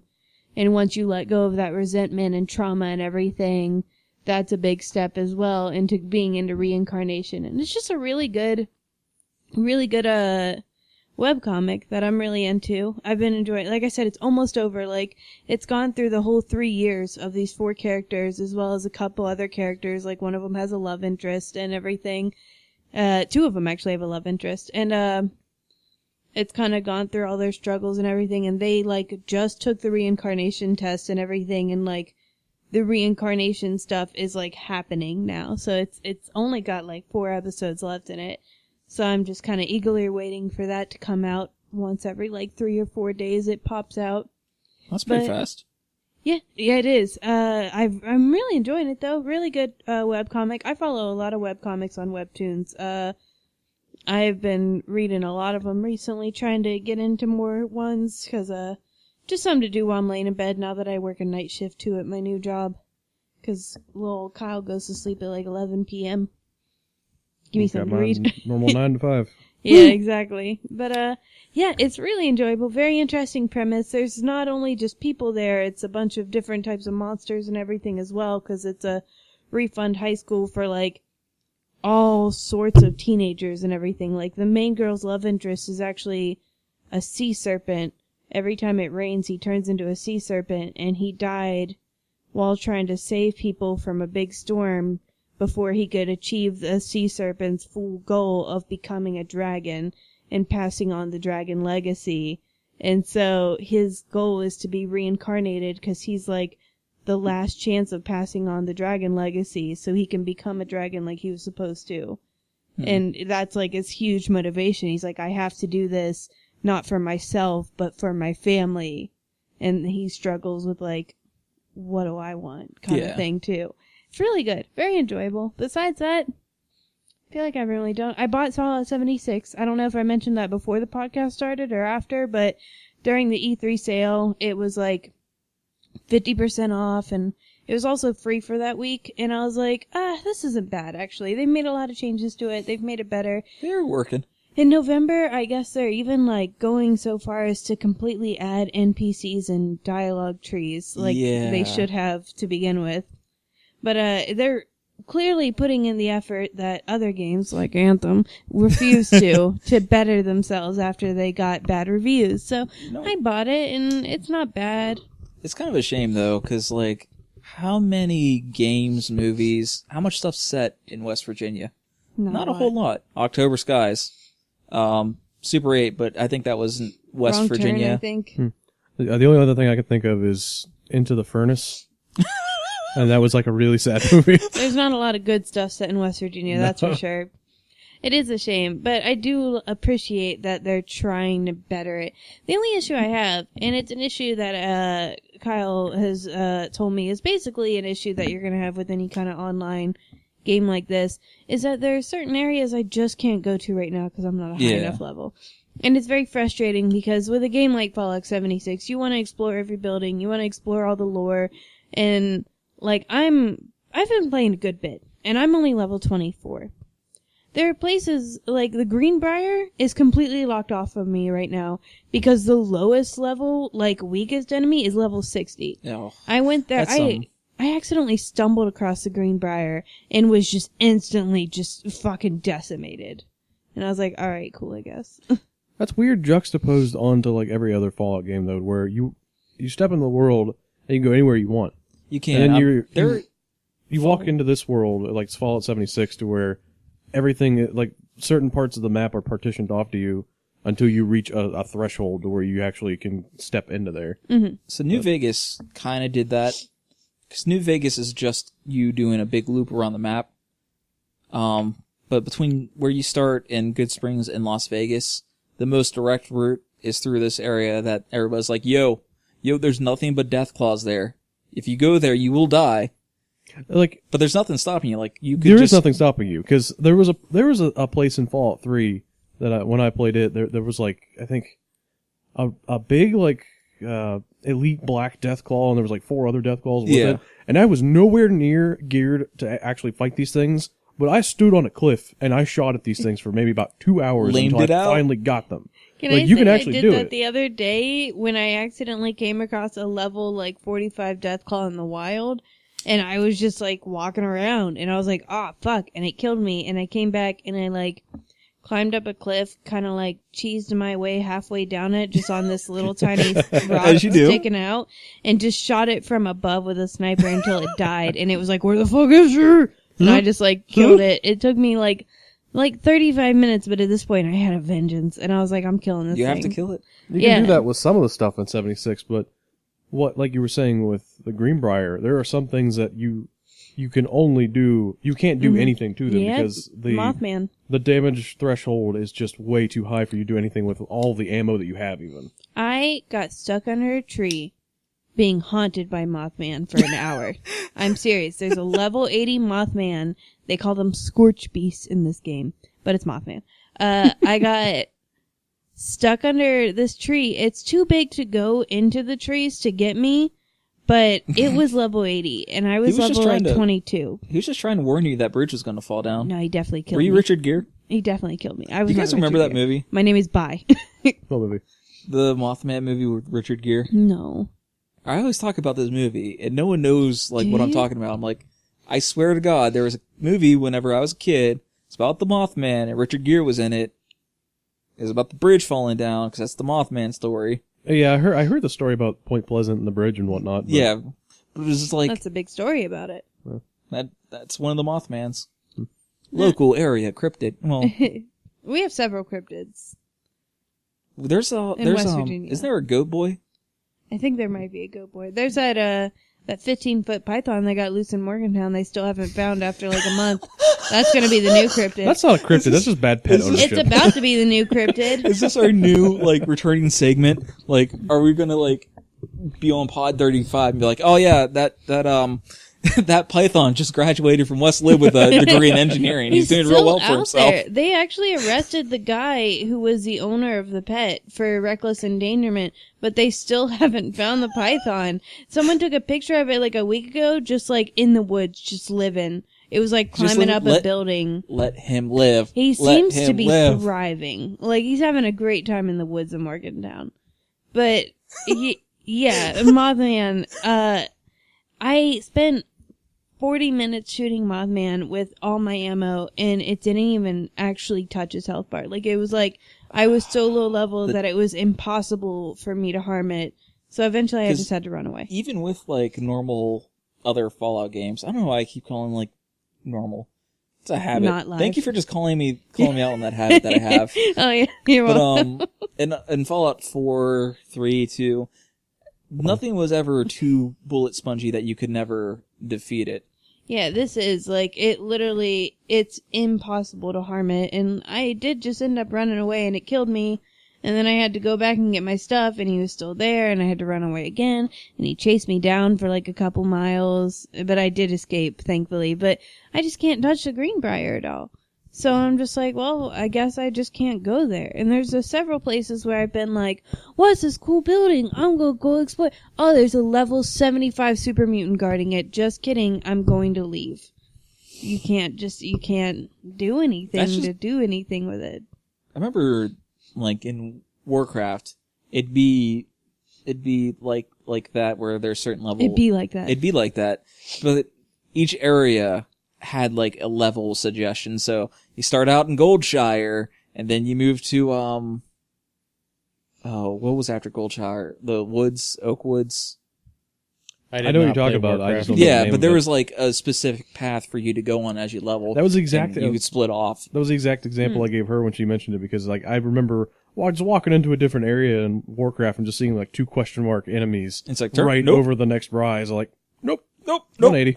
Nope. See, they don't. I mean, I guess they have like. There's like a main kind of plot right now that you can follow through. But I've accidentally stumbled across a bunch of subplots on my way there that I've been trying to do, and some of them you just can't. And there's no like level warning or anything like that. It's just like, oh, I stumbled into this building, and immediately I was just ripped apart by this level 85 enemy. So fuck me, I guess. The only, I will say something that's really nice is all the other players have been so nice to me. Not a single other player has tried to kill me. Every other player, I, like, approach them. I do look pretty goofy, to be fair. I wear, like, a clown hat and everything, so maybe they just think I'm cool, and I'm very low level, so I feel like they take pity on me like a jester boy. Like, I just walk up to them and I wave, and they wave back, and they're always very nice to me, and we part our ways. Like, I have not yet been killed or trolled or anything like that by another player online, which I am just blown away by. That's not what I expected at all. But I'm really enjoying it. Good. That's all I've done. Honestly, that's really all I've been doing with my past few weeks. All right. Thank you. Hey, What about Ritter? Ritter? I've been playing Phoenix Wright. About the Phoenix Wright trilogy. Is that on the Switch? DS. It is on the Switch. It's also, I've been playing it on the DS. So you've been playing on the inferior, outdated, garbage monster. Well, it's what I'm just I kidding. played it on originally, and it, I think it does look better. I think they've actually gone through and updated sprites. I don't know if that's 100% accurate, but I feel like it could just be because the screen is bigger. I do feel like like people screens. have more definition. So, what you suggested for me? Is it the game for me? Do you like reading? I don't like A lot? reading. Oh. Then you're not No. going to like it. Okay. Because But I do it's- like Alien Objection. the entire game is, Read this. read and pay attention. Oh, okay. Especially in, like, the second one. The first one, at least the first two cases, will pretty much hold your hand and be like, I remember they said this thing. Isn't that weird that they said this time when it clearly was this time? How Check close it is out. it to L.A. Noire? Nothing. Nothing. Mm, So I can't accuse somebody of being anti-Semitic in a really, really vicious way and just being like, listen, I got nothing against the Jews. no, because there is a right answer to everything. Oh. And there is a wrong answer to if you try to do something wrong. Very specifically, it is scripted that you have to find the right answer to the puzzles. Okay. It is a reading comprehension puzzle game. In that there are every now and then a few instances, because I played all three Ace Attorney, Justice for All, and Trials and Tribulations when I was in and around college. So much so that it's annoying that after looking at every case, I remember, oh, this is the guy who did it. You know? Oh. But I don't remember enough to be like, how do I prove that they did it? So I'll see something like earlier in the case and be like, oh, this was because of this, but the character doesn't know that in the game. So I gotta wait and I gotta like spoon feed all the stuff to the character before they're like, I realize the outcome now. So it's just kind of more annoying to play it. I'm not having as good a time with it as I remember, just because now you know all the solutions. So It's it's like that with L.A. Noire. You can't go back and play it again. right. It's like there's no replay value, is what it's come down to. I thought I would go back and be like, aha, funnies. I remember really liking this game, and I can't see the point to replaying it. So it's Okay. unfortunate that, but that's what you get for trying to replay things, I guess. I mean, some things you can replay, like a Dragon Age, for sure. Dream Daddy? Gotta get all them daddies. Yeah, I got most of the daddies except for that obnoxious redheaded fucker. You know they made a director's cut of that for the Switch, right? Dream Daddy? Yeah. Oh, guys, I'm getting a severe emergency alert, flash flood warning in this I just area. got that, too. Surprise all Oh, our friends no, and we're go, like, I have mine on vibrate for the sake of, how far above sea level are we? Pretty dang far. yeah, It's West about Virginia, 3,000 yeah. feet-ish. Yeah, okay. That's Well, what if there's I no episode 8 podcast, then we wash away in a flood. So. 3,000 you know what feet of happened? water I'm looking at it happened. raining outside right now. Yeah, well, Well, I mean, if you live by a creek, you gotta worry about that creek. Yeah. Plus Yeah. the intersection in downtown or in Wellsburg in front of Rite Aid floods All every the single time. time it even slightly rains. They have to shut it down. yep. Shut That's the a little whole- lore about like the little town we're around. So you can put Spoiler that in your alerts, pocket. now Shut it now all all of our down. Dorian fans are gonna be like, yo, we know where you would be. Take that to the bank, cash it. You Ching-ching. get negative $1. Whoa, whoa, whoa. What else you been up to? That's all I played other than Final Fantasy 14. Nice. Nice. How you like that new expansion pack? I enjoy it. Yeah, are you actually So- in the expansion pack content now? Oh, no. No, I haven't even gotten the expansion pack content from the last expansion yet. Dang, the cloud's moving fast. There's they did A Realm Reborn, which was the first one, is technically the second one, because they did the first launch and it went very badly, and they're like, everybody hates this, alright, pull the game, fix it, and put it back out. They Do did. better. Heaven's Word happened, which is where I am at the very end of Heaven's Word, which ends at level 60, and then you get to Stormblood, which is 60 to 70 content, and now Shadowbringers is 70 to 80 content. Okay. They've redone all the jobs so that everything has either simpler rotations or, in some instances, no rotation. Like Astrologian, I would argue, doesn't have a rotation because you've got one main damage spell, and the rest of your stuff is whatever card that you draw and who you play that card on.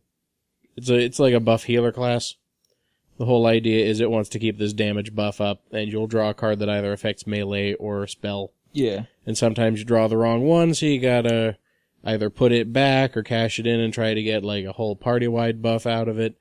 And I would say it could be easier because there's nothing color-coded. You just either have to have your mouse over the tooltip to see what the heck the card you drew is. And they're different from what they were. Like, you used to get the Spire was something that would regenerate tech points. But now, tech points aren't in the game anymore. So, the Spire buffs, I don't even remember which one it is, melee or magic. So, it's confusing. They took tech points out so that you could eventually get to a point if you were just spamming AoEs in a fight where your dude would be unable to act until the tech points respawned, and everybody had a hard cap. So they took that out because it just slowed down gameplay, was all it did. So, did the rework affect your character at all? No. It affects what you do. Like, just like what I said with the jobs. Because your character isn't ever tied to one job. You can switch freely. I meant the jobs that you normally do. I do all the jobs. All the jobs all at once? I have Every job. literally every job in melee up to 50. That including the tank classes. I have all 3 healer classes up to 50. I do not have... I only have 1 range DPS up to 50. Actually, I have 60, a red mage. But everybody else sits at 30. Which is like where you get the class change over to a job unlock and really start getting into complicated things. Ritter's really the one taking all the jobs. And I have every crafting class is up to at least 45. You making good pants? I can craft things for anybody under 45. Like, I can So you pretty can much make all of his reliably... pants. Yeah, I can make everything high quality. So it's just like a little better, higher item level. What kind of material would you use in my pants? Is it... I think I'm up to felt? Oh, you can make me some felt Or- pants? Hell yeah. Hell yeah. I forget what the last thing... Because I know I need cashmere fleece now. Or do I? No, I think I'm just using regular fleece. What is that? Wool? Woolen? Cotton? No, cotton's like the first stuff. I know for blacksmithing and armory, I'm up to... it's cobalt. Cobalt materials and electrum materials for a goldsmith. Which is... It's good. It's what you want. It's high item level. Because you need that. Because you want to. So, yep, that's it for that. One day you'll get to those new expansions. Yeah, probably once the next new expansion comes out, I will be into the one that came out a couple years ago. Do you choose to get all of the classes equally leveled, or like is there people that just go, yo, I like the Lancer, I like the Bard, I like the Machinist, I'm just gonna do these? Oh, by all means, yeah. Okay. There's tons of people that hit 80 like the second day that Shadowbringers was out in their main class. I don't have a main... If I'd had a main class, I'd have been through everything and caught up years ago. But I have to level everything. And that's why I'm where I'm at. All things should be equal. So, it is of my own choice and volition that I am so far behind in all the stuff. But you're doing all the jobs. Yeah, job. I just can't pick one. And it just drives me crazy to see. It's like, well, yeah, I gotta do all this stuff. I wanted to get every single thing up to 50 before I started the Stormblood. But I don't know if that'll happen. I mean, you could just quit your job. Yeah. Well, then you get into, like, what do you want to do as a main thing? Because queues are an issue. Right now, whenever an expansion drops, you get a ton of new players in. And what does every single new player play? DPS. Yeah. Well, you're paying a subscription, though. Doesn't that give you, like, priority in queues? No? Why would... Pat? Everybody's playing a subscription. There is no free-to-play. There's a free-to-play. Pat from Super Best Friends was talking about this. Up to a certain level. Oh, that's what it is? Yeah, it's like maybe level 20. Okay. You can go up to a point in that. And I know they were giving away Heavensward free. Like, if you hadn't bought Heavensward by now, it's like, here, just take this for free.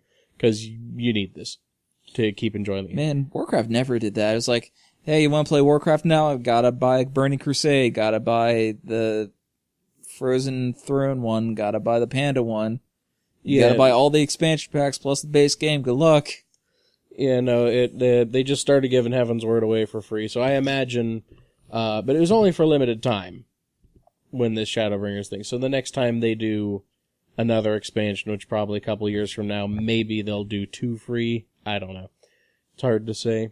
But, yeah, no, you don't get priority in queues at all for being a paid member.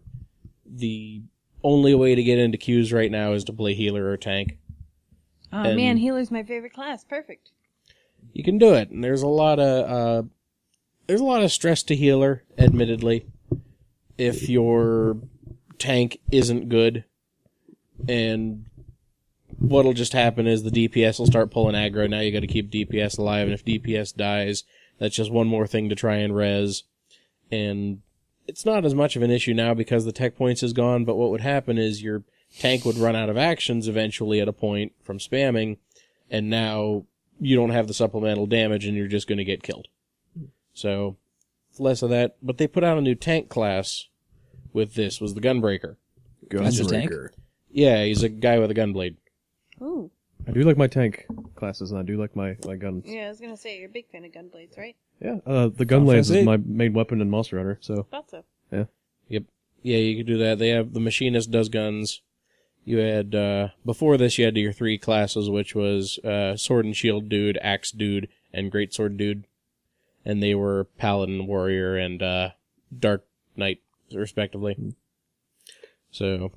Warrior was always my favorite in Warcraft because there was no system to keep track of. Like, if a paladin tank ran out of mana in a fight, you were screwed. But if you had a warrior tank, your warrior always got raided every time it got hit by something, so it was like always had a resource to play with. Right. That was always my favorite thing. But admittedly, the warrior may not have been as tanky as the paladin was for those short bursts of damage. In this, it's the Dark Knight that runs out of mana. His whole game is using like 3,000 mana to throw something, because every class, no matter what you are, you get 10,000 mana. Okay. So he can only do that 3 times. He's got skills to regen mana. Warrior, I don't think uses any mana. I think he has this thing called Defiance, which eventually builds up rage and lets him do more powerful attacks. He's definitely the most damaging of the tanks. Although now I don't know with Gunbreaker. I really don't know where he falls damage-wise. He's got a bit more utility to play with. Dark Knight was pretty good bursty damage, and Paladin had a heal, was his big thing, is if he starts getting low, he can heal himself or others. Yeah. Potentially. I remember the paladin's big thing in Warcraft there for a while was the invulnerability bubble. If you had like some big thing that the healer really had trouble keeping track with the health, then Paladin could always bubble themselves and just ignore things for a while. I think they have that. Every tank class pretty much has a I won't die for a little bit ability. Like Dark Knight has one where if he dies, he just comes back with 1 HP for 10 seconds. And he's got to get healed to full before those 10 seconds are up, or he will just die. If he's at half health, he will just die. He has to get to full. The Warrior didn't have anything like that when I played. They just had like a ton of damage mitigation, so they were good for like the long haul, but... Warrior gets a lockdown. He gets a thing where whatever enemy he's engaged with can't move, the Warrior can't move, and the Warrior will never drop below 1 HP. Oh, cool. He just locks him in. It's Holmgang. And it's like, you're here with me, and I ain't going anywhere. Nice. And you can just heal him or whatever, and he'll be fine. But that's like a 2-minute cooldown, so once you pop it, it's down for 2 minutes is a long time. Interesting. Paladin gets a bubbly thing, and Gunbreaker gets some kind of self thing as well, where he will either heal himself or something like that. But they all have some kind of the healer's in trouble, I need 10 seconds to live. I see. So, yeah, that's about it. All right. Guys want to get in some Origins talk? Origins! Yes, Origins. Origins The thing that 2019. we We did an Origins. did. Yep. Origins did happen. I only almost died once. Did you almost die? what? I did follow that one stranger. Oh, that's why right. did you follow that stranger? Oh, yeah, you guys you're know hobo I'm, dude. I'm full of bad life decisions. So I don't know if I've talked about the shot I got on the podcast, but one day I was just walking home from work, and 2 women standing in front of a white van one was just holding like a cardboard sign that said free Hep A vax inside, and I like walked up and they were like, let us give you a vaccine, and I was too polite to say no, and I just let these women, I followed them into the van, I signed some papers that gave them my name, my address, and my phone number, and I let them shoot a shot into me, and I left, and I didn't find out till the next day that it was valid from a coworker that was like, oh, I saw they were doing that on Facebook, the clinic, right? And I was like, oh, thank God I'm not gonna die. And something very similar, I realized at Origins that I have not learned anything from that experience. I was walking down the sidewalk of this Columbus, Ohio, apparently the sex trafficking capital, according to Dan. Yeah, according to the True Crime podcast I listen to, Ohio is the sex trafficking capital of the world. So I'm walking down Columbus, Ohio on my own, on my lonesome, and some man approaches me and he was like, hi, how are you? And I was like, oh, I'm fine, thank you. And he's like, oh, I'm fine too, thank you so much for talking to me. And he was so polite, and I was like, fuck, I'm in it now. And he goes, do you have any money for food? And I was like, I'm sorry, I don't carry cash on me. Which is not a lie. If I carried cash, I would have just given it to him, but I don't, because I am an adult in the future. So I use a card all the time. And he goes, that's okay, you could just follow me and buy it with your card. And I went, okay. And he led me down the road, and I did. I was just kind of like, hey, I'm also kind of broke, so maybe not anything too expensive. And he was like, I know this taco place, just follow me. And I followed him for like 2 blocks without knowing whether I was going to die or not. It turned out fine. I bought him some fish tacos. I went on my way. It was all good. But for like a solid block, all I heard was Dan's voice in my head going, you know, Ohio is the capital of sex trafficking in the world. And Why I was didn't just you like, turn around? It was too late. It's not too late. It's never too late. He very politely said, thank you for speaking to me. Who cares? Dear goodness, Oh, man. Oh man, I got kidnapped. At least I was polite to this random listen, stranger. Ritter I don't used to know have to what to fight do. off hobos in Pittsburgh whenever he was working. But the worst you? thing was that we went to a bar later that night, and we saw the same dude stumbling on the street. Oh, yeah.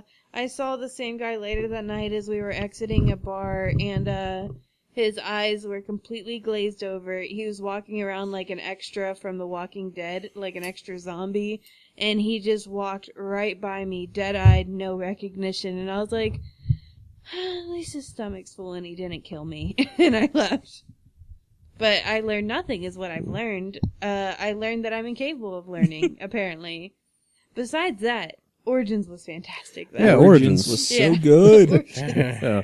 I think staying that close to the convention center in 2 days was perfect. Walking Yes, distance from the Skybridge. convention center is Skybridge. Skybridge? The essential. convention center. Yeah. Oh, Ritter was not impressed by the sky bridge. Who cares? It's a sky bridge. It's a bridge hallway. made Keeps you of off the street, glass man. Above the street that you walk from the hotel to the convention center. They were connected. It was sick. No awkward crossing of the road. You don't No have to be awkward outside. You just walk through crossing. the air-conditioned tunnel. No hobos. No hobos at all in that sky Yeah, bridge. walking into this hotel that was actively under the most construction that I've ever seen people just allowed into with no supervision.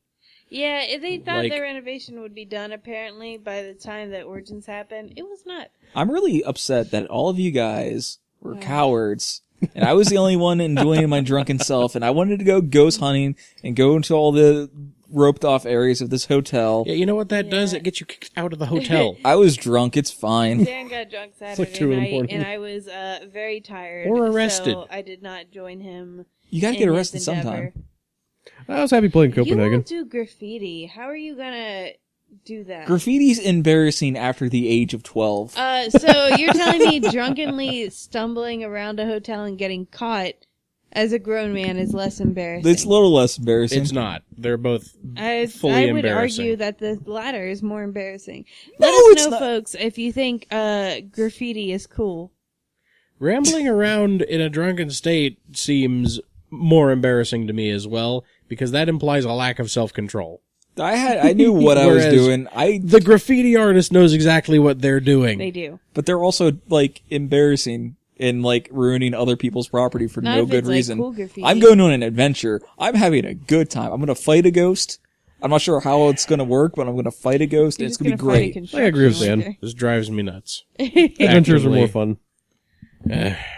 Besides that, there was a lot of cool stuff there this year. Gloomhaven guys were there, and they were really cool. And my favorite artist is now making like figurines of some of my favorite art of his, little dragons that like based off of food and drinks and stuff. And I picked up one of those, and I'm obsessed with it. So that was a big plus. Lots of artists. There was a whole person just selling jerky, big jerky stand. I missed the jerky stand. Oh, Katie's jerky. Yeah, it was good. It's the only jerky I've ever liked in my life. I miss her. Katie, I miss you. Katie, give me some jerky. Katie, I miss you. Could always mail jerky. I tried to Google you, Katie, and you didn't come up. Katie. Really? I No miss you so Google much. results. That's surprising. Maybe it's just some random person who just sells jerkies. I just really You would miss think you, they would Katie. do it online, if anything.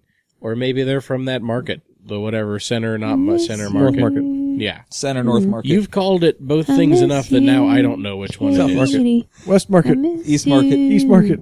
Katie, The market I have no idea of. miss you. Cephalo Fair was real nice because we got like tags of our characters in Gloomhaven. I got Yeah, a brute tag. I got a Tinker Attack. I'm going to try to remember to bring that lanyard next year. Yeah. You got just- my gay gamer tag that I get every year. Hell yeah. Hell yeah. Just keep attaching ribbons to the same lanyard every year. Until it like drags the floor behind me. Nice. So I think next year, Yes. kind of cross Fantastic. promotion, Kinda. fantastic. Okay. So cross. You betcha. My God. Jesus Christ! Dan, What's please happening? delete Fantastic. all of this. Kind of. Dude. Are you okay? I think I just had a stroke. You sound Can like you feel your just left had a arm? In a Which one's my kind- left one? Oh no! In a kind of cross promotion, Dan says. / fun little hobby thing. Okay. I think we're gonna do some cosplay. Yeah, I think so too. I think I'm gonna be the hat girl from A Hat in Time. So find me. Ritter's And- just gonna be next real year. buff and shirtless. Yeah. I'm not doing that. He's gonna be so buff. I never said any of those. He's He's gonna gonna be start so working out now, swole. man. Gotta work on that bod. That'll never happen. He's just gonna be shirtless guy. I don't have Future enough time. Hercules from that Hercules movie we watched. With, I didn't what, see- Who was that? so Joe good. DiMaggio? Lou Ferrigno was in Lou it. Ferrigno. Who the fuck is Joe DiMaggio? Where did that name came from in my brain? Pretty sure he was a NASCAR. Joe DiMaggio wasn't a Is he NASCAR. I not- think he was a baseball. Is he a thought golf? baseball. I think he's a baseball. baseball. He dated Marilyn Monroe. Oh, dang. He's an old baseball. Yeah, Yeah. he's baseball. I didn't know it was an actual Lou dude. I thought Fer- you just made that name up on the that's a spot. real person. Yeah, Joe DiMaggio. You're gonna be future Hercules, played by Lou Ferrigno, played by you. Hey, Athena, get over here. I'm Joe DiMaggio. I mean Hercules. I didn't see a single shirtless person in there, which leads me to believe that must be outlawed. I don't Only if think you're it's outlawed. attractive. I just- If you're not attractive, it's outlawed. If I it's didn't part see a of single one, cosplay, not I feel even an like it can't attractive. be outlawed. I don't think it's allowed. You need to get so ripped. You need to get yoked. I am not. Yoked. For one, I have already expressed earlier that shirtless is a surefire way to disgust me. Oh. So why would I inflict disgust onto other people? It'd be hypocritical. Embrace yourself. Well, you get yoked first, you get shredded, and then you're just That's like no you walk- excuse. Okay, what if you're Walking wearing a human shirt? statue. You're wearing a shirt, but you're wearing a Speedo. Any amount What kind of flesh cosplay would that exposed. be? Speedo Man. You could wear like a blue belly shirt and just diapers, and you could be like Tommy Pickles. Oh, no. Oh boy. Be like, Oh. I'm Tommy Pickles. Why did you even think of this? No, do you remember that episode where Angelica's parents thought they were pregnant with another baby, and Angelica had a nightmare of a giant baby attacking her and being like, Mama! He could be that baby. I don't understand any of this. episode about miscarriage. What, did she have a miscarriage I in think that so, 'cause episode? they were like- I thought they just found out that they weren't actually pregnant. So you're saying Angelica's dad, he got a weak pull-out game. Probably. Her mom probably just like spins him around like a pizza and throws him. So, Kyle, what did you buy at Origins? I bought a giant game by Vital Lacerda. It was Escape Plan. Where's Okay? that at? We need to bust that out. Yeah, I haven't even read the rule book for it yet. It's a monumental task. It's a huge game. Ritter reprimanded you quite severely, if I do For not remember. buying the Kickstarter exclusives for that. That's the only time you're going to be able to Why get didn't that. you It's get just on like that? extra coins and Because like I don't upgraded own the stuff. game. Yeah, It's but just we upgraded don't. pieces. It's not even What any like extra content. That's the whole point of going there. You could have just stayed home and bought it off Amazon for probably cheaper. God, speaking Probably. of Ritter doing stuff at Origins, Ritter, why don't you tell the listeners what you did at the Gloomhaven booth? What are you talking Wait, about? What did you do? Oh, yeah, yeah. No, I actually forget. What are you Ritter talking about? pieces. has misplaced Oh, one piece. asking for a piece. Yeah, he said to email him because I'm missing one summoner token and I have no idea where it is. Tore the whole box apart. Found a secret looking for it, but yeah, it's gone and I've just accepted it. I will just buy another copy of Gloomhaven at some point in my Don't buy life. another whole I copy of have to. Gloomhaven for one useless That's a piece. problem. That's It's not even $100 crucial to the game. Yeah. for listeners. a penny. Cardboard Less than a penny's Listen. worth of Yeah, cardboard. Just I'm email not them. going to open the second email. copy. I will just know that I have a second complete copy. Ritter. You got probs. Yeah, I know. You're going to buy a I've second said copy it. regardless, weren't you? It was probably going to happen. Yeah, you know, it's fine. I can't justify you know it. the, I can't even justify it. Do you know when, which Indiana Jones is it? The Lost Ark? Raiders of the Lost. Ark. You know at the very end, whenever they're taking the Ark of the Covenant and they're putting it in the warehouse? Yeah. Well, that's Ritter's closet. Of all the dupes of everything he owns. There's a lot of things that are duplicated. You'd be surprised. Ritter's like, give that to my top men. Top men. Ah. Because they'll put it in your warehouse for you. What's the thing? Have you heard? It's like this three thing. It's like Roots, Rutabaga, Raiders of the Lost Ark. What is that? What? What? Excuse It's like me? these. It's like Roots, Rutabaga, Raiders of the Lost Ark. That sounds like... It's like said in this like three thing, like really rhythmic, and I cannot figure why I've heard this. Is that an Alex Fossiana? Because that sounds like an Alex Fossiana joke. Could be. It's Fossiani first of all. Fossiani? Yeah, Bad. but I don't think I've ever been more confused. I don't know either. It's I like was, these three when things, you and I said, thought it "Is was that an an office Alex for some Fossiana?" reason. I thought of like an artist. Beats... Wait, Bears beats Battlestar Galactica? Is that what you're saying? No, Roots, Rutabaga, Raiders of the Lost Ark. Beats Bears Battlestar Galactica is a bit on The Office. The tree's getting a lot of rain. All right. You're very focused on the Regardless, tree. these are none of this is relevant. So yeah, you bought the escape plan, whatever it is. Yeah, I bought Didn't get another the Kickstarter. game. It was Underlings of Underwing, I think it was what it was called. I think so. It was like a little indie board game thing we got at Indie Game Alliance. I still haven't read that one yet either. It looks pretty cool though. It looks very pretty. That's the whole reason I chose it. Aesthetic is super important to whether I am attracted to looking at a board game or not. I get that. That is a thing. I think those were the Yeah. only two things I bought there though. Yeah. I bought something for my uncle. I bought an expansion for Clank, but you bought Copenhagen, right? I did buy Copenhagen. We played that drunkenly. It was a good game, I think. Good Yep. game. It's reminds me of Alhambra. That's Yeah. pretty much the best way to Yeah. describe it. It's a good mishmash of Alhambra and Ticket to Ride. And Tile Tetris. placement, kinda. Yeah, it has its potential. And I realized later when I was sleeving the cards, if you just look at the red card, it shows you what all the red pieces are. And I did not pick that I was up. looking at something that had all the pieces, trying Yeah, to think. Every color of each one that you get has all the dang pieces on it. Oh. I did not pick that up in the first bit Neither did I. because the reds have squares, the blue has L's, Mhm. the green has T's and crosses, the yellow has zigzags. like Yeah. the Z piece from Tetris, and purple has long pieces. So, very easy game. Get to 12 points, you win. Very basic. Could be played by pretty much anybody. And I mean, I was fairly drunk and I got the rules down. the expansions for it only improve on it. Yeah, one expansion where it adds multiple colored tiles, and the there was something we missed, is that you can get tiles placed for free if you combo off of enough pieces. Really? So if there's a green piece here and a green piece here, and you put a green piece in, that's minus 2 green. Oh. So you could have green piece, green piece, green piece, and it's a 3-piece, free. No Okay. cards played. So you could, in theory, combo up just by having it touch multiples. So you have multicolor pieces, and then there's like normally 5 powers. There's an expansion that adds like 10 more. Oh. So it's like, now you gotta diversify and figure there's ones that'll work well together and ones that won't. Because as it is now, it's like pick a power, zero in on it, use that to win the game. Which I can appreciate. Nice. Yeah. But yeah. Yeah. What did you buy? Dan. Not a whole lot. Not like last year where I got conned into buying Star Trek Ascendancy, a game that we will one day play. One day. One day we will play this $200 game that I got conned in on buying. You did. Actually, it was like $125. It You wasn't were that so bad. insistent It's that like you a hadn't been $200 conned. value. You did sure buy that was Clank the in Space, though, right? I did buy Clank in Space. Yes. Got that all sleeved up. Haven't played it yet. I can't believe you bought sleeves. Is that the first game you've ever bought sleeves for? Yeah, I might start sleeving some other games. There's a lot of cards. Yeah. Well, it's a card-based game. Like, It the is. advantage of shuffling sleeved cards, like, It's beautiful. it's so nice. Yep. It just works so much better. Mm-hmm. Yep. Has to be done. There's a reason I've spent literal hours sleeving 1/4 of the cards in Gloomhaven. And that I have sleeves for the remaining 3/4 of Gloomhaven.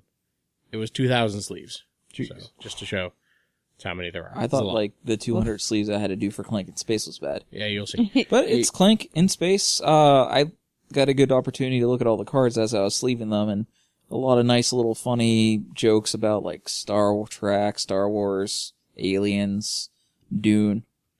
Yeah. You definitely get into a little bit more of an understanding after you've looked at every single card. So, We should bust it out sometime. It is a 4-player game, and there are 4 of us. indeed. If you don't count It this is? cat. Oh, but Frank was so excited. No games for you, Frank. Oh, Lots of good places we ate at Origins, too. There were. oh my god. So it's Thai yeah. Asian Bistro. Is that what it's called? Thai's Asian sure. Bistro. Thai's Asian It Bistro. is a go-to. It's a must every single time we go to Columbus, Ohio. It's really good prices, really huge portions of food, delicious, absolutely wonderful. Love that place to death. There's also a lot of good boba tea places in the area. I love me But some nobody good popping had pearls. strawberry poppin' pearls, They were like, out. in the area. We went to, like, 3 different ones. Not a Strawberry's single one had apparently the most strawberry. popular, which is weird because I prefer to get like either blueberry or mango. How do you just not have strawberry poppin' pearls? High demand. I guess, but, like, they're not, like, made out of some other animal. Those pepperoni They're made rolls, out though. of a different berry. Those pepperoni Those rolls from pepperoni North rolls. Market. Oh, my God. Yeah, North Market has it's like loaf of bread sized pepperoni roll. So much cheese on top of it, so much cheese and pepperoni in it. It's a calzone pretty much. It's so delicious. Wonderful. I'd Cannot fight that. recommend it enough. Barley's was pretty good, too, when we ate there. Oh, yeah. This was really good. We That usually beer. don't go because That it's beer so was great. expensive. I mean, not expensive. What's the word I'm looking for? Busy. Because It was busy. has a promotion with Origins. So the past 2 years we haven't gone just because it has been flooded with Origins goers. But it I was tried worth to it. get that cup. Of course, that cup was Yeah. out. Of course. Yeah. I got to play at a Keyforge event. That was pretty fun. You did Nice. real well in the Yeah. keyboard Fun. event. It was a very small event. It was a sealed event where you just open up whatever deck you get, and you play 3 matches. And I rolled a busted deck. It was real But fun. he won. He went 0 losses. Yeah, Perfect. 3-0. Perfect victory. All my matches were like 10 minutes under. Kyle, went really Kyle quick. destroyed them. Yeah. There wasn't really much of a prize, but Yeah. I had some points on the app, that was about it. But it was still really fun to actually get to play an event. That was only the second event I got to play for Keyforge, and there's no shops around here actually do any events for it, and I love that game. It's a shame. I'm surprised Steubenville doesn't do one. Yeah, me too. I mean, I've tried to talk to the dudes on Facebook to try to get them to do it. and You they know just who would have won't. done one? Hmm? Scott. Scott probably would have, yeah. Yep. Yeah. I mean, you might get stabbed going to the shop, but Scott would have done it. Yeah. no He good would name for have Scott, lost huh? money on it, but he'd No have done good it. name for Scott, huh? Yeah, like he did with everything else. Yeah. Okay. That's just the way it's going to be. Yep. Unfortunately. You know, I've seen reviews on Facebook from, like, recent people saying that, like, the shop is good. What, So, like, Scott shop? yeah. So, like, people are somehow going there. Wait, is it open again? I He have you sometimes have to check. opens it up What? privately to some people he knows really well Yeah. for like RPG nights and stuff. Yeah, it's like a private, like, Scott, you message Scott, you say, hey, Scott, is it okay if I use the shop tonight or tomorrow night for this thing I'm doing? Here's some money. And Scott goes, yeah, I'll open the doors. Like, I kind of felt if he would have, like, because there was that time he was thinking about doing table fees. If he was just real strict with it and real strict with on the picnic rule, I think that would have solved some of his problems. I definitely would have paid for a picnic fee and a table fee. I mean, some of those animals.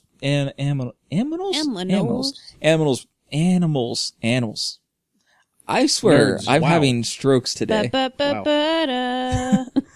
But some of those animals would have, like, you know, been all up in arms, like, oh, what you mean I can't eat my sheets here in your shop that you sell chips and stuff and pop? This is an outrage. But those guys weren't really contributing No. anything anyways, so who cares? They already had all the shit they wanted. They just came there for a table. It's kind of a shame, because we were starting to develop a really nice 40K community there, too. Yeah, we were. It was real nice. I mean, most of them moved to Legions or up to Critical. Yeah. But the problem with both of those, they're both like an hour away. you know, that's one thing I've told Rainey that I want to try to do with Critical is I want to contact them, especially since I'm not going to be seeing Rainey and during some evenings here with her new job. I want to try to schedule a night up at Critical where I can get a bunch of people together and just play one of the board games I have in my collection. And I'll just go up there and teach people how to play it and just have a board game night. I'll be down to go with you. I mean, depending on if Overtime Hell ever lifts up. Yeah. It would be a little bit later in the evening. But yeah. Kyle's secret, like, inching his way out of this friend group. He's like, no. Oh, I see. Kyle's gonna make new friends. I'm going to make friends. That's what play games. He's gonna get an evening time girlfriend since I'll be at work. He's gonna have to have a nighttime Rainy, I guess. Yeah, Nighttime to Rainey punch is in, this punch giant out. Cardboard box. Miniatures. Replacement Rainy. It's just a wet floor sign. Fall and falls A down wet floor perfectly. sign with a smiley face written on it, and that's it. Oh, man. That was a very good, very, very good high school Dan bit. Indeed. Replacement girlfriend. Yeah, they were sitting in this one part of the hall where a wet floor sign was. And, you know, I think it was like half a wet floor sign. I'm pretty sure it was, like, broken. And they just sitting on the floor like hoodlums. Because we were. And his girlfriend gets up and walks away. He's like, well, I guess I don't have a girlfriend now. I guess this is my girlfriend. Hi, replacement Amy. It picks up a wet floor sign half. He's like, hate you, replacement Amy. It just punches it, and it flies flat into the wall and then down on its face, as though he had punched a person. Oh, no. And it was just like this incredibly comedic timing and angled execution of a punch and throw, the likes of which the world has never seen. Every once in a while, I have a good bit. Oh, man. Man, every once in a while I have a good bit, and Kyle accuses me of quoting it from somewhere. It's my favorite bit now. It's his new favorite bit, but it started unironically where I would make a joke that he decided was too funny for me to have made upon my own brain cells, and he would go, man, that was really funny. Where are you quoting that from? And he did that like 3 or 4 times before I called him out, like, okay, this has to stop. In and my now defense. he jokingly does it. In my defense, it is something that sounds like it was just written out and scripted and pre-thought. And it was just something that was said in like a comedic bit before. And I was like, oh man, that's a really good one. She must have heard that from somewhere.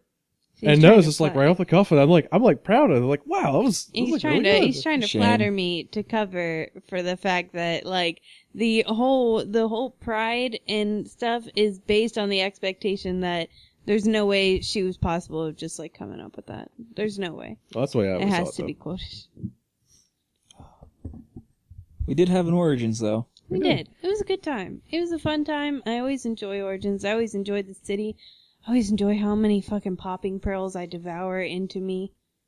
It's I a have good become time. Popping Pearl. I am popping. I did pearl. try the Popping Pearls. They're pretty good. Great. They're fantastic. It's just little balls of Fancies. juice. And shut up. The drink was so sugary, though. It was just Yeah, like it drinking is. sugar. Yeah, Yeah, if it's you 'cause don't, you don't like drink sweet pop. drinks, Yeah. you're not gonna like that for sure. But Yeah. I Like, love I think them. I only drink half. I was like, ugh. Oh, I love sweet drinks though, so it's perfect. I got like a mango smoothie with passion fruit and blueberry popping pearls in the bottom, and I would die for that drink. I would kill to have that drink right now. I would kill anyone in this room to have that drink right now. Even Frank. You got me. I can't kill Frank. She's too pure. She doesn't know what a popping pearl is. Frank the cat. Frank by the way. cat, yeah. She Frank, is a my cat. weird roommate, who's a 48-year-old investment banker. Hey guys, could you keep it down? I gotta bounce the books. Sorry, But- Frank. That's okay.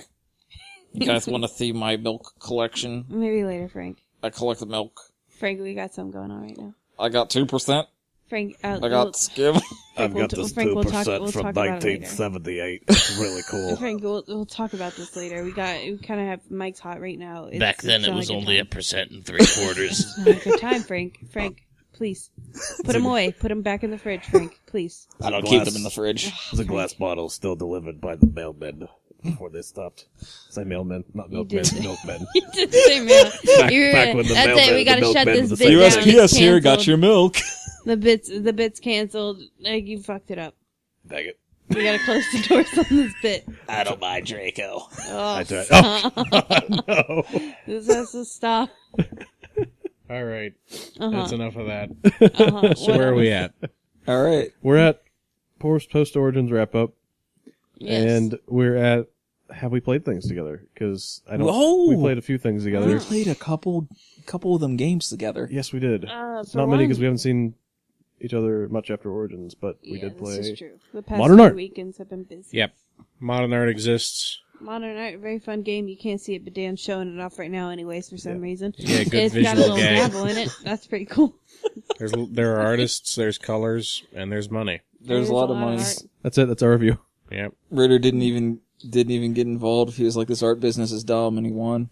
It's got a tiny You know, hammer. I wonder about games like that, like where a kid can win without trying. It just makes me wonder. I mean, Yeah. if they can see that you're doing that, they can just not buy any of your paintings. Yeah, the problem with This is fucking true. Hannah is that she just bought everything. Yeah. She was just a mad woman. She's an agent of chaos. She went, I'm gonna buy it, but it's only worth $10 and you're paying $50. Fuck, I'll buy it. And I was like, that's not a good idea, but okay. Yeah. I tried to make Red work. No one wanted it. No one liked Red's art. You can't Daniel, make what's his something face? work. You have to work with what's already You been can't made make to work. fetch happen. I had a whole hand Yeah. of Reds, though. I wanted to make Reds expensive. Can't do it. Hannah also had a whole hand of red. She just didn't do it because she knew you wanted it. I just wanted them out of my hand. I was tired of seeing You gotta them. be sneaky. Like, you can't let people know how much money you have. Oh no. You have to, like, when Hannah... I looked behind her board one time, and I was like, she only Ritter has did it cheap? $10. I just saw it, and I was like, Cheap. oh my goodness, she Better is be cheap. bluffing this real hard. I liked it a whole lot, though. Yeah. It's wrap up. It's just an auction game where you sell things that whatever you buy, you sell at the end of the round for how much money. Whatever most popular is gets most money. Auctioning off art in different ways and all that jazz. Very enjoyable game. Very easy to learn, easy to play. Good times. Good Yeah. times. It's It's a a real fun good game. bring to your parents game. Incredibly hard to know Except if for you're that doing one good. Card. Oh, that one card definitely had a guy with two knucklers deep in some geisha. Yeah, yeah. So maybe not bring every card to your parents. Yeah. Maybe remove that card from the deck before you bring it to your Well, I parents. didn't. Yeah, I played with my I folks. think Like, you No really one have noticed to look got at the lucky. piece to I never look, looked at see the it. art. Yeah. I don't think my folks really cared about the art so much as just the gameplay itself. So that's good. It is Yeah. 14 plus. And So my folks apparently were 14-year-olds can see two knucklers. True. Two knucklers deep. two knucklers. weirdly enough, my parents were like, Knucklers, the fucking hedgehog. That's a Leonard Kitty bit. You got your one is knuckler it? here. You got your two knuckler. You Oh, got your three. Again, visual gag. he's pointing to his fingers. He's pointing at different At his knuckles. His knuckles, my knuckles. Our knuckles. Do you think Knuckles the Hedgehog, Knuckles I'm the pretty Echidna, sure he's an echidna. Yeah. was the best character in Sonic, the whole pantheon of Sonic? Because I do. the pantheon of Sonic. Because you had Sonic, you had Tails, you had Rouge, you had Silver, Shadow. Silver was just basically Shadow, I think you're just making Well, it. Shadow is just basically Sonic. but edgier. He was truly ambivalent of good and evil. He assassinates the president. Sonic would not kill the president. Wouldn't he though? kidnapped the This president. president? I thought so. I thought he killed the president, though. Well, Sonic kidnaps the president before. Like, hijacks his limo. But that's Sonic. And Sonic's not going to kill him. Sonic doesn't have the... Sonic was the good guy. Dude. Sonic was allowed to do it because he's Where good. were you guys at the first Just like time you Nicolas saw Cage. Shadow the Hedgehog's trailer? Where it's a shadow and he has a fucking gun. I've never seen it. Oh yeah. It's so good. Yeah. And the butt rock's playing and there's a flaming city in the background. That's grunge. That was grunge. That was butt rock. That was not grunge. Yeah, Wait, it's butt punk. rock? That was like You know, like mud Live and vein, Learn, kind of heavy, but it's generic City heavy. I Escape. never heard that term for it before. Yeah, it's just a generic term for like generic ass. Like Nickelback is butt rock. Oh, okay. Because it's just Debatably. generic rock. Look at this graph. The Wow, City weird. Escape, where it opens up, you get that bass line. It's like ding ding ding ding ding ding ding ding ding ding ding. Are you doing the Heavy Doug bass. Funny? What? The Doug Funny theme song right now? No, I What? don't. Where'd you get That's that? do do do do do Do that faster, though. Do it a little faster. It would be do do do do do do do do do. It's different. This is ding ding ding ding ding ding ding ding ding ding. It's got that accidental in there. Shadow the Hedgehog is yeah. pork chop. Prove me wrong. Well, who is Pork Chop? Doug's dog. dog. Don't Oh, yeah, never even mind. start talking about Doug if you don't know. All I remember is that episode with the fucking liver and onions. Yeah. That's the only episode These kids I don't know remember. Doug. These kids don't know Doug. Patty Mayonnaise. Yeah, you know that. All right, who is Roger? Who is Skeeter? Who is Skeeter, Mr. Valentine? Skeeter was that asshole one with the leather jacket. Wrong. No, That was Skeeter Roger. was No, his sorry, friend. you're right. Roger was, or whatever. The only thing I remember about Doug Funny was Roger, and he convinced Doug Funny about the Kukuluku thing. Yeah. Oh, yeah. Snipe hunting. The snipe hunting, yeah, he convinced him that he had to like make that weird noise to Oh, yeah. get snipes. Yeah. Classic. And then, like Doug Funny was like walking around just going "Cuckoo!" the entire episode. Man, how good was Doug though? Man, Quail Man, am I right? These kids just only knowing like the main Dougs. Uh-huh. They don't know this deep Doug lore. I don't know, do you want Almost me? I like was the Sonic fans 6. who were like, haha, yeah, Knuckles, right? But Knuckles though, really, dude, I was there from the beginning. Don't even give me that. Just because I don't acknowledge the dumb 3D games. You're over here like when you're throwing Rouge, a Sonic. Shadow, Silver. Yeah, because they don't exist because they're from the dumb 3D What, Bat games. Hedgehog? Lady? Those are exactly the 3D games. Yeah, I know they're the 3D games. Big Then the what's cat. your point? He said they My don't point exist is 'cause 3D Knuckles games is are the dumb. best though. I checked out long before Sonic the Werehog I never checked happened. Yeah, that's pretty much the way to be. Sonic 3 and Knuckles was the game that you wanted to play That was the one.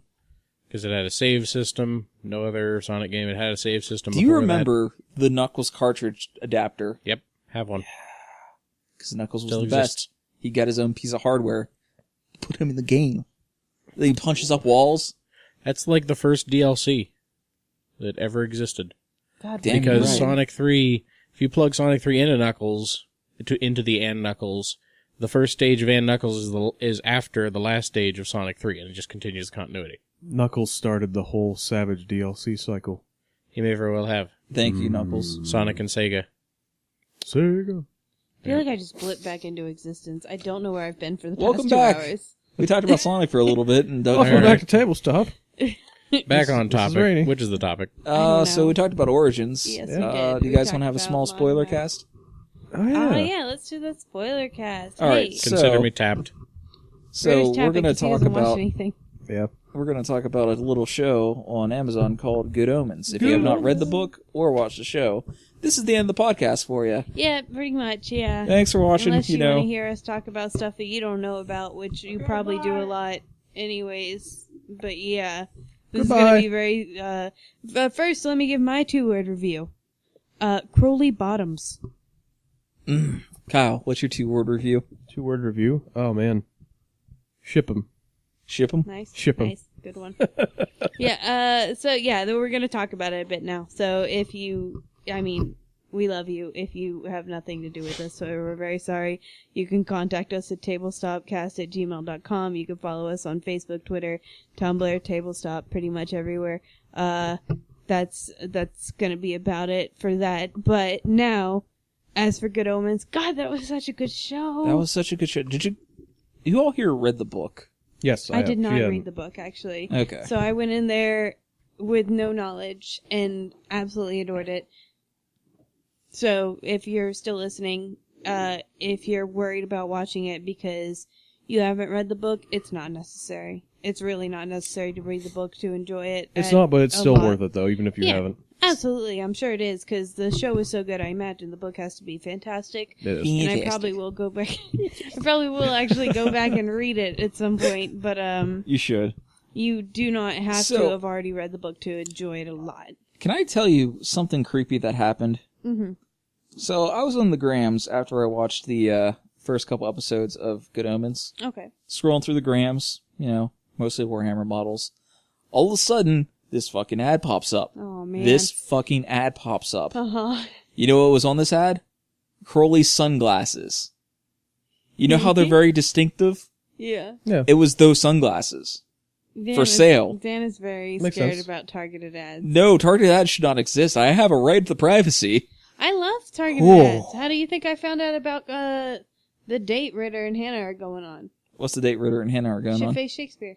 Oh, yeah. I discovered that through a targeted ad, and I told Hannah, and she told Ritter, and now they got like a thing. We can all do that. I know. I have to see if there's any tickets left, honestly. I'm worried that maybe I've missed my window. Yes. So, Good Omens, though. Yes. It follows the book really well. Yeah. Like, Yeah. There's only I a couple think- things that weren't in there, but Neil Gaiman, I think, wrote the screenplay for it, too. mm-hmm. So, He added a character, I guess. Archangel Gabriel apparently was not in the books, he was saying. And I think it was just Michael that was in the books. Yeah. He wrote it for the sole purpose of the character of that actor who played him. John playing Hamm? him. Yeah, John Hamm. He wrote it with the only express purpose of John Hamm playing it. I guess, he had emailed John Hamm and been like, hey, I know at some point you said in college you were a big fan of my book Good Omens, and that you hoped I would never be foolish enough to turn it into a TV show. Well, unfortunately, I have been. And also, I'm adding this character that doesn't exist, named Gabriel. I would be honored if you would play him. And apparently, John Hamm only sent back, yes, and then in all caps, Ham. And that's how he signs off every email he I sends. mean, if my last name was Ham, that's how I would do it, too. Ham. that's So, all he said. David Tennant as Crowley was fantastic. He Oh was. yeah. But, he had a couple moments where he was just the Doctor. There was a few think? I am the Doctor moments. I've I never did seen not. Doctor Who, I've so never Yeah. seen Doctor Who Yeah. either. So, the big ones, whenever he has, the globe, and he's talking about, oh, man, I gotta save humanity. That was just him playing the Doctor. But other than, 2 times that flared, I was like, yeah, that's a damn good casting for Crowley. He did such a good job. I've seen a lot of gifs of this. He did such a good job that even though he's wearing glasses, he was so expressive and just pining every time he looked at his Aziraphale. His whole body was just, I pine for you. It was just the way his eyebrows and his face softened and, just the way his body pose was. It was incredible how much he put that into just body without being able to see the eyes. Guy who plays Aziraphale was great too. Michael Dude, Sheen, did you guys... right? No, I'm not sure. It might be Michael Sheen. But he is also the head werewolf in Underworld. He's in a lot of things. He has extreme range. If you Google, all the characters he's played, a lot of them vary so much that it's how is this just one person? Mm-hmm. A lot of British actors do that, too. Mostly because there's 12 British actors in the world. It They- is Michael Sheen, yes. He was also in Twilight. He played one of the vampires in Twilight. I could see that. Yeah. But, he goes from, being relatively buff in Underworld, given that movie came out, 20 years ago, but still, to, now where he's oh, yeah, I'm a Aziraphale. I got a bookstore. I'm a little pudgy. I'm adorable. Oh, man, he used to be with Sarah Silverman? Wow. That's a weird pairing. Well, I guess maybe not. Maybe I'm just thinking of him as a Aziraphale, to be fair. But God, he's really great. Michael Sheen's fantastic. He played such a very good character, just sweet little, angelman. I think all the the guy who played the Witchfinder Sergeant, Yeah. Oh yeah. he was perfect. Nipples. His neighbor was perfect. Mm-hmm. I can't think of a The girl single... that played Anathema. Yeah! Ooh boy. Yeah. New waifu? New waifu. Oh, I Sorry, see. It's fine, I guess. I think the only complaint I've heard from people is that the guy who played Anathema's future boyfriend and everything, kind of bland as a character. But he was bland in the books, too. Yeah. Yeah, He I was think supposed so. to be just Kind white of a bread John toast Everyman dude. kind of Mhm. thing. Which I guess makes sense. If they were transferring it over from the books, then yeah. But I really enjoyed it. I was, very eager to continue watching it. I had such a good time with it. It was just the way it was presented is, my favorite way of things being presented.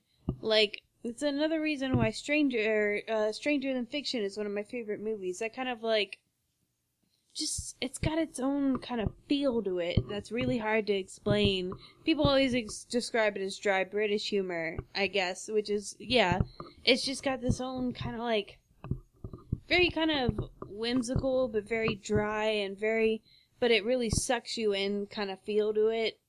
It's really fantastic. I don't know how else to really explain it.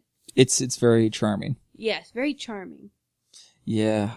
The only thing that didn't make it from the books, the only big thing that didn't make it from the books is the other 4 horsemen of the apocalypse. That was my Kind of favorite funny. thing Other from the 4 books, writers. too. They even were in the bar. Yeah. Like, you got death, you got war, you got famine and pollution, and they were just like, in the bar, just, a quick little introduction of these other 4 like writers, and Yeah, in the book, there was just these 4 random biker dudes.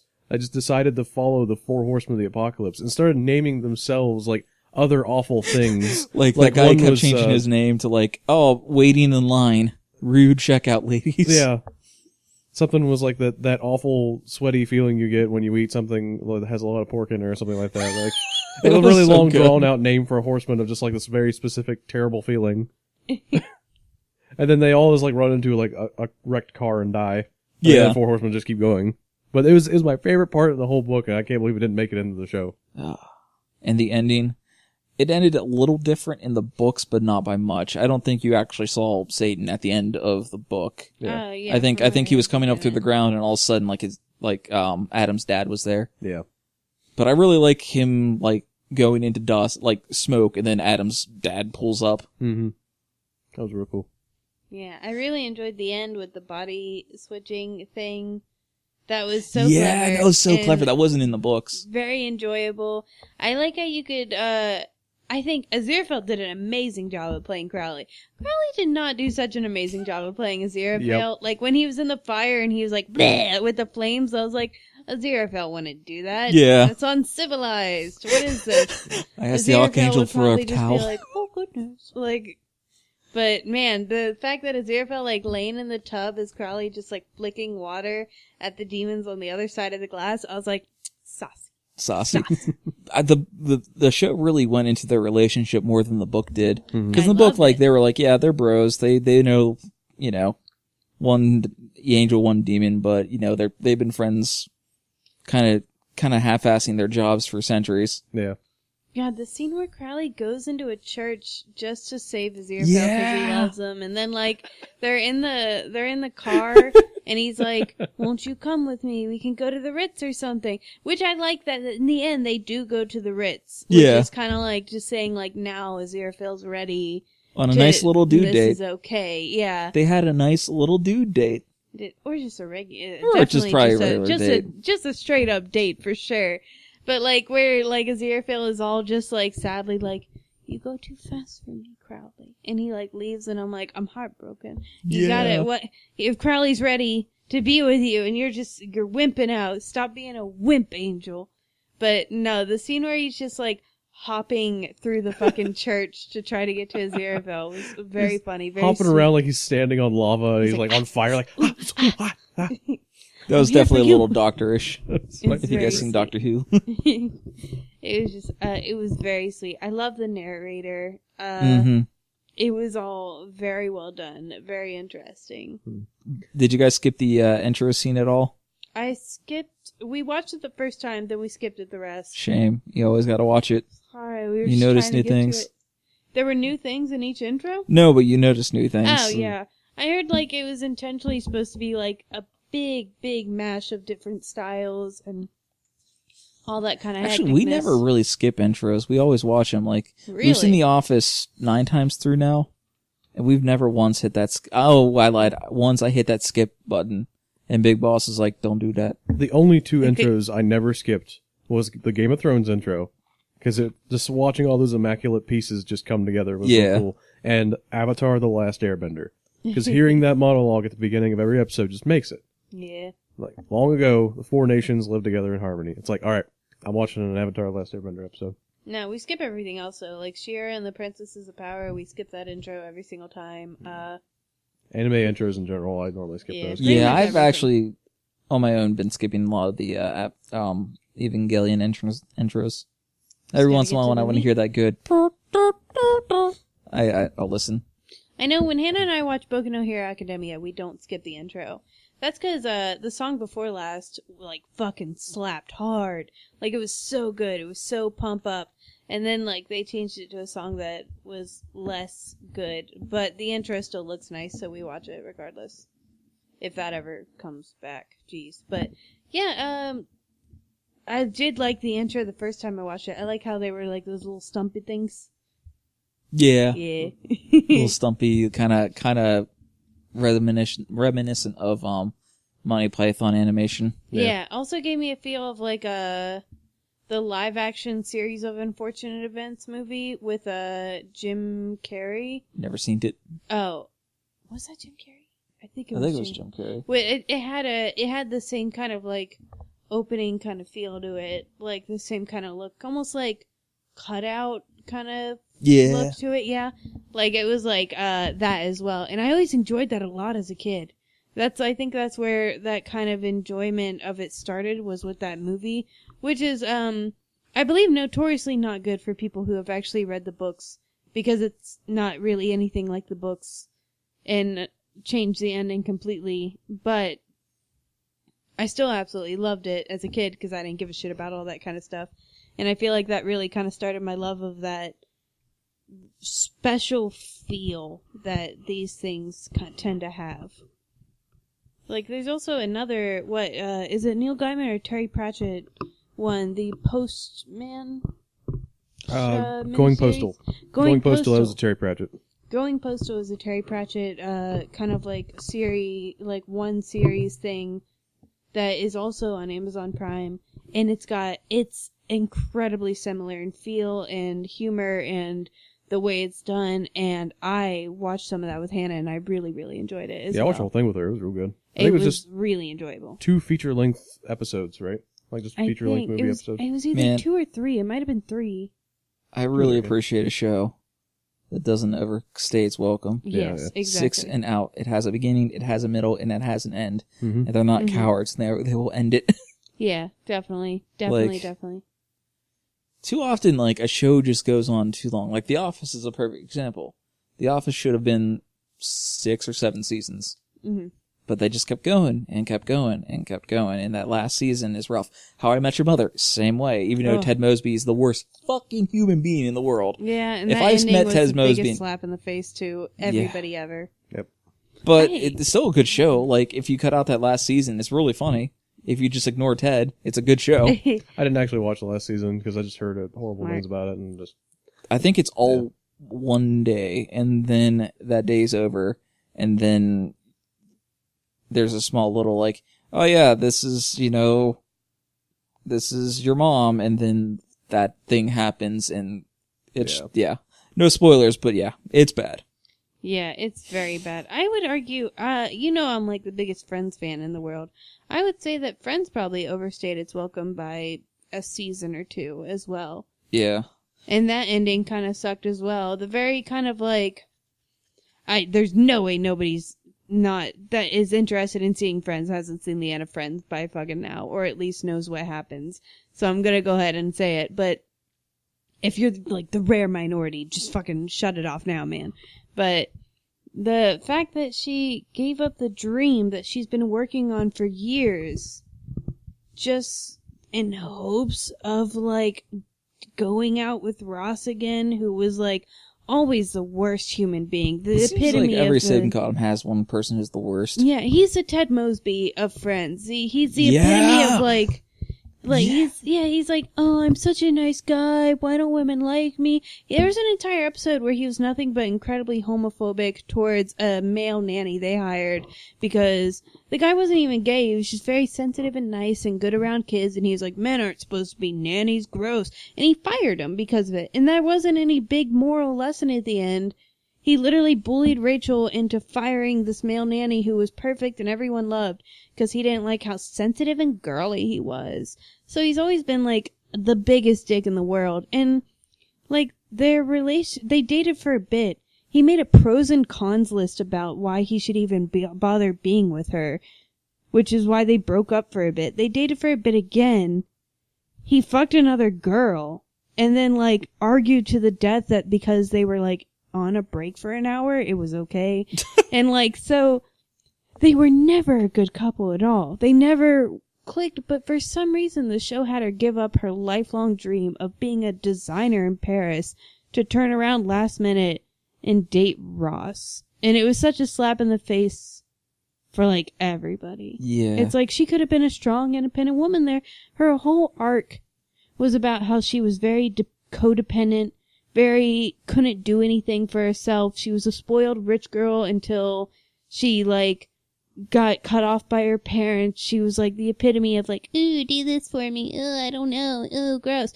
And throughout the series, she becomes her own strong, independent woman with her own interests, takes an interest in becoming a designer, works really hard to work her way up the ranks. It was leading to this, like, now she gets to grow and be a strong woman doing her dream. And at the very end, they went, just kidding. She's gonna go back to Ross. And it was supposed to be romantic. And I was like, I mean, that's 90s romantic. yeah, I guess. But it still, like, sucked. David Schwimmer does a really good job at playing a douchey character. Because he was also this huge douchebag captain in Band of Brothers, if I remember right. You know, he also plays a huge douchebag character in the new Will and Grace series. He's Grace's love interest for a while, and he's the biggest asshole in the world. Like, literally, his job is that he runs a hate Twitter blog where all he does is talk about things he hates in the town they live in. That's his job. That's just what he does in real life. Yeah, he's just a dick who's like, I hate things that make people happy. And, like, he's just, like, a big douche, like, he's, like, called the Grouch or something like that. I don't even remember, but... Like, he plays that character, too. That's pretty much all he does. But, yeah, I would say Friends even overstated its welcome, too. But this series did a 6 fantastic episodes job. and done. Yeah, it didn't feel too short. It was very well paced, and then it was just gone. Yeah, and we paced ourselves one a night, except for when we got to episode 5, and we're like, you know what, let's just finish it out. We did 2 a night. And then I think we skipped, like, a night in between, though, because we had stuff to do. But for the most part, we did 2 a night. How cool was it whenever, like, the whatever, that interstate around London was on fire, and Crowley was just, like, just driving his car, orc sciencing it so hard, he's like, you will not burn, you will not break. I love when he's, like, shit-talking the plants, and the plants are like, oh. He just straight up murders that plant in the most horrible plant murder scene in all of cinema. Yeah, he just uses fear tactics to keep his plants in line. But I imagine it was something very similar to his car, how he made his car not catch on fire. I love that other demon that was just like, Hester. Yeah, like Hester that was like in the seat with him, like, maybe we stop now. Hey, maybe we stop now. And he's like, nah, we're going for it. I love it was also his own fault. Can I get a wahoo? With the stupid, like, presentation he did. He's the one who moved the circle around to make it to where the interstate would make the symbol. To make I also love how nobody gave a shit when he did it, but now that it like paid off, they're like, "Good job. This was good. This was good." It's really like kind of a statement on like corporate bureaucracy. Yeah, how you can mediocre your way into success. Yeah, definitely. Why was there a big stink about it? Oh, Christians, you know how they are. I don't know. Maybe because I haven't not been all in that Christians, mindset. of course. Disclaimer, but hashtag not all. Yeah, a lot of Christians were really pissed that first God was a woman, and secondly that it kind of portrayed even one demon in a somewhat good light, and they saw the whole thing was blasphemous to them, and then they started that petition to get it off Netflix, but it's not even on Netflix. Yeah. And that was pretty the whole funny. thing. Just one of those radical Christian groups that was like, this is the thing we are angry about. We have decided this is it. And they like tried to go through all this stink about it, and obviously it didn't go anywhere. Yeah. But it's just absurd. I think... No, they admitted that they would take it down off of Netflix. Yeah, thanks. Oh, you're right. Dang. Dang, you guys are right. It's off Netflix. I heard they're taking Stranger Things off Amazon Prime. Oh, man. Stranger Things. How else will I see Steve be really cool and have that one cool scene where he has the baseball bat? You love Steve too, right? He turns so cool. He's my favorite character. Kyle hates Steve. All the teenage characters, not a fan of him. No, okay. But he was so fucking- cool looking with the baseball bat, though. He had that just cool. We gotta watch the new He's alright. season now that it's Yeah, out. same but here. I don't know if I'm gonna watch it or not. I think I liked where it ended with season 2. I mean, you're like- right, yeah, but I still want to watch it. I watch it. There's some things. What I don't know. I think it's kind of nice knowing, like, you know what, this is the ending, and like I'm gonna stop watching it after this. Like I think that's a good habit to get into, because I'm afraid they're gonna do season 3 and season 4. Now the kids are in their early 20s and they're playing teenagers, and it's just gonna be going on for too long. I wish I would have done that with House of Cards. Yeah. But House of Cards, the end of season 2 was a perfect way to end that. Yeah. It Yes. takes a lot of willpower, though, to see a show you really enjoy and just find an ending you like and be like, that's it, I'm done. There's this book series I read not too long ago called Hyperion. There's like 6 or 8 books. Yeah, that's an older sci-fi series, isn't it? Yeah. And after I think they do another arc after the first arc, because it's basically the Canterbury Tales. And like, I got through the first arc, it ended perfectly. And I was like, this is nice, it's neat, it's wrapped up. I don't need to read anymore. I got the ending I want. Even though there's like 4 or 5 more books out. That's I've read so that much about the Wheel of willpower. Time series, actually. Like, That that's you so could read much. like the first book of the Wheel of Time and just be done with it and never read any of the other like 12.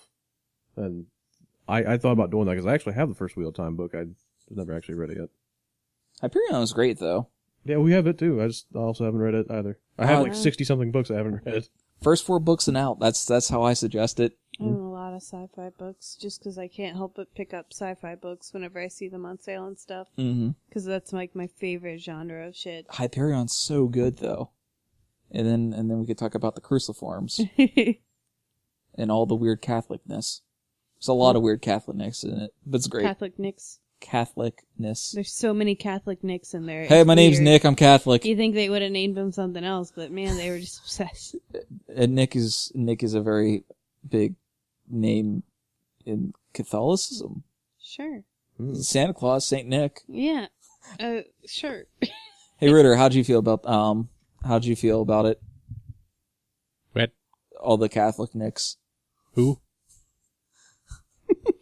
What? Where am I? I don't know. I don't know. We're done Alright. with the spoiler. Yeah, and the you cast. I don't think Nicholas is that much of a Catholic. It's not. I was just We've I covered our misspoke. I feel like we've covered pretty much all that we enjoy. I mean, I'm sure there's more stuff. I'll be like, oh, I should have brought up that other part I like, but you get the general gist. It was fantastic. We really enjoyed it. Fantastic. They I fucking. know. And they fucking Crowley Bottoms ship them. That's Well, it. okay. Uh-huh. What the fuck does ship 'em mean? It's I ship them. Ship means like I don't. You pair them together. You think it's just I don't know. It's just been. I've heard this word. You ship them means It's that you want been- them to yeah, be together. It's been a fandom term since pretty much Alright, the Dan. beginning of fandom. It means you You- want those two Okay. or more to be together. I ship them. Here- This here- is my ship. I am shipping these. Like when I wrote fan fiction a lot. I heard this term like 2 months ago, and it's been confusing me, but not enough for me to remember that it's confusing me and Yeah. It's ask. been around for a long time. Yeah. Anytime you see somebody X somebody else, like the letter X. It means ship. Like I here's ship your them. all right, Evangelion, right? Shinji, Rei or Asuka. Neither, because one is Okay, or Masato. I don't- Masato's also in the running potentially. no one. He's Oh. too young. Baby.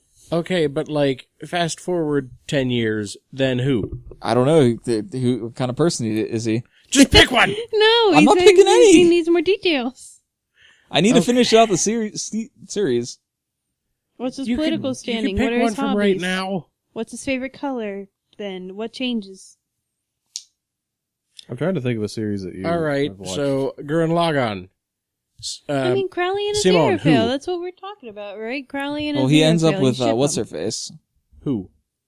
No spoilers for Gurren Lagann.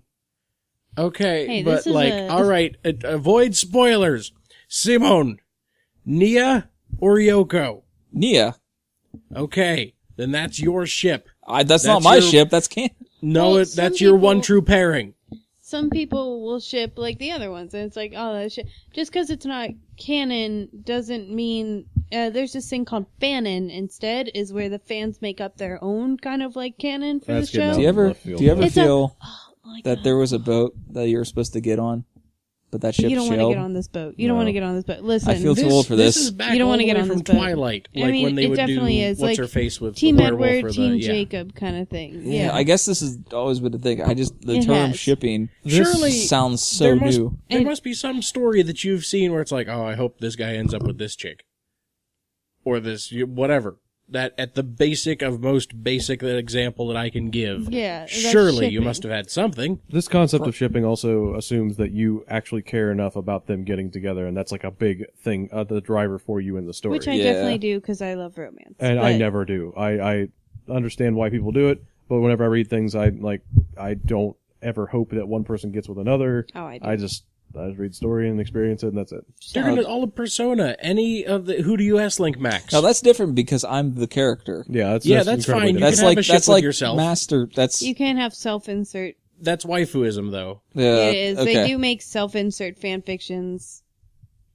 Like a where whole they'll other write can of themselves worms. with another character, but that's bad. I feel Listen, so old. My biggest shame is when I was in high school, I wrote fan fiction. Blech. I didn't write any self-insert fan fiction, but I did write fan fiction. And, like, I don't know, you write ships and stuff like that. It's just what you Quick. do. Quick. Okay, so our mine carts on this track real quick. I'm gonna hit that lever. We're now on this track. Yo, did I show you the video for ShrekCon? Yes, you showed me the Okay. video for ShrekCon. All right. Bad. You say bad? I thought that'd be your jam. I told you it's bad. It's too chaotic. It's too chaotic for me. Like, but the I onion love eating Shrek. contest. I love Shrek in its purest and most true form of I really think it's a cinematic masterpiece in the plot and all of that, and it's very funny to me and I always enjoy it. The humor that's meant to be funny is funny, not just the concept of Shrek. Like, I very truly enjoy it wholeheartedly. That Shrek Fest is just a chaos How of many like meme lords meme lords. Yes. doing Smash Mouth? so by many, All-Star. so many fucking weird meme lords there. Like, it's also All-Star by Smash Mouth. I know, but the joke is to say it backwards. I see. By the way, Dan, that wasn't a minecart, that was a Segway. Oh no! Oh Segway. no! I had to the get a segue into this quota. episode somehow. All right, It's so I only took for big- people who listen to the spoiler cast. I took Big Boss to Pittsburgh for her birthday, Okay. and we went to Carnegie, the Science Museum. Nice. But as we're in Pittsburgh, like we were gonna turn right, a huge pack of Segway tourists You're started kidding crossing me. the street. You're kidding me. Yep. What did I tell And there's you? this one guy who was with the group, but you could tell that was his own Segway. He didn't have the same helmet. He was doing like Segway tricks. You're kidding. That's insane. Maybe he just goes and trolls. Maybe he's just trying to show off his 6 Segway skills. Maybe. I mean, if you had that skill, where else are you going to show him off? I guess. Yeah. This is my one true talent. I'm the alpha Segway here. What happens if two alpha Segways meet? Do they have to like butt they gotta, their like, Segways Do together? little Segway circles. jousting, like we said in the last Segway episode. Segway jousting. jousting. It all comes back to Segways. You Segway joust using other Segways as your actual lance. Oh, more creepy. Big Brother is listening to me. Ugh. Guess what movie was recommended for me? Paul Blart. Yeah. Yeah.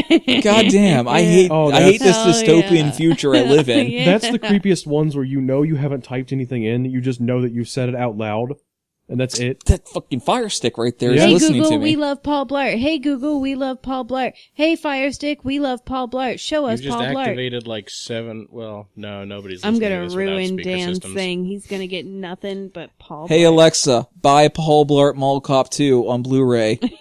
You didn't specify the number of copies. You're gonna have like 14 copies of Paul Blart. Oh man, somebody's real mad at us right now. I saw Paul Blart 2 in theaters, and it was one of the worst experiences of my life. Man, I can't wait to November whenever the next episode of To Death Do Us Blart comes out, and our beautiful, beautiful Macro Bullet are forced to watch that movie I haven't again. got to that part in this the podcast yet when they start doing that. I haven't They've been gotten doing to it for Month 4 Watch. years now. I haven't gotten to it. I'm still in like 2013, I think. Maybe 2000. You're still 2013. Late 2012. Yeah, maybe. All right. All right, so we've gotten off the spoiler cast. I think I we've done all we think that's a wanted to. podcast. I think it is. It's a little bit longer than usual because we missed some time. We missed you guys. We have a missed 3-hour you. podcast. Yeah. I hope you enjoy that extra hour of quality content. This Quote, is the unquote, most quality. content that we'll ever quality. So yeah, you can check us out on the interwebs anywhere. You just type in Table Stop. We have an email address, tablestopcast@gmail.com. There we go, we got it. You did it. We simultaneously upload the prior episodes on YouTube. So like, comment, subscribe, hit the bell. What's more YouTube? Brofist? Is that a YouTube? Oh, no, that's PewDiePie. We gotta cut that. We gotta cut that right there. Brofists. No, we gotta cut that. Like, we gotta, comment. we gotta get that out of there. Live with your mistakes. Ugh, gross. We gotta cut that. Gross. Let me think more YouTubeisms. Hey, fuck that guy. I do not condone. I do not Yes. condone him. But also, we have a subreddit now. We do have a subreddit. It do is we? on par with the YouTube. It has the links to all of our places that we have our podcast up, like a little sticky at the top or a thumbnail, whatever they call it on Reddit. But I put the YouTube episodes on there as they're like released. So if you're looking only at the subreddit for the episodes, it's an episode behind as well. If you want to be the most up to date with our content, you're going to want to check our Facebook, Tumblr, Twitter, and most importantly, Anchor, and all the other places that Anchor has us, like the Spotify and the Apple and all that Yeah, if you're stuff. listening to this, you know where you found it. Yeah, you know. Also, more importantly, if you start posting pictures of segways on our subreddit, that would bring me joy. It would. We only have 2 people in our subreddit right now, and it's me and Dan. Kyle no- and Ritter aren't even Wait, in I thought I it, did and they that. have Reddits. I have Reddit. I do Reddit. Yeah, they have Reddits, and they're not even part of our subreddit. I'll have to do that. I thought I'd already done that. So please, Whoops. please come join us on Reddit. I don't have a lot going on. Yep. Well, I guess that's the ball game. I guess that's how the cookie crumbles. That's not how it I goes. guess That's not. how the. Okay, bye.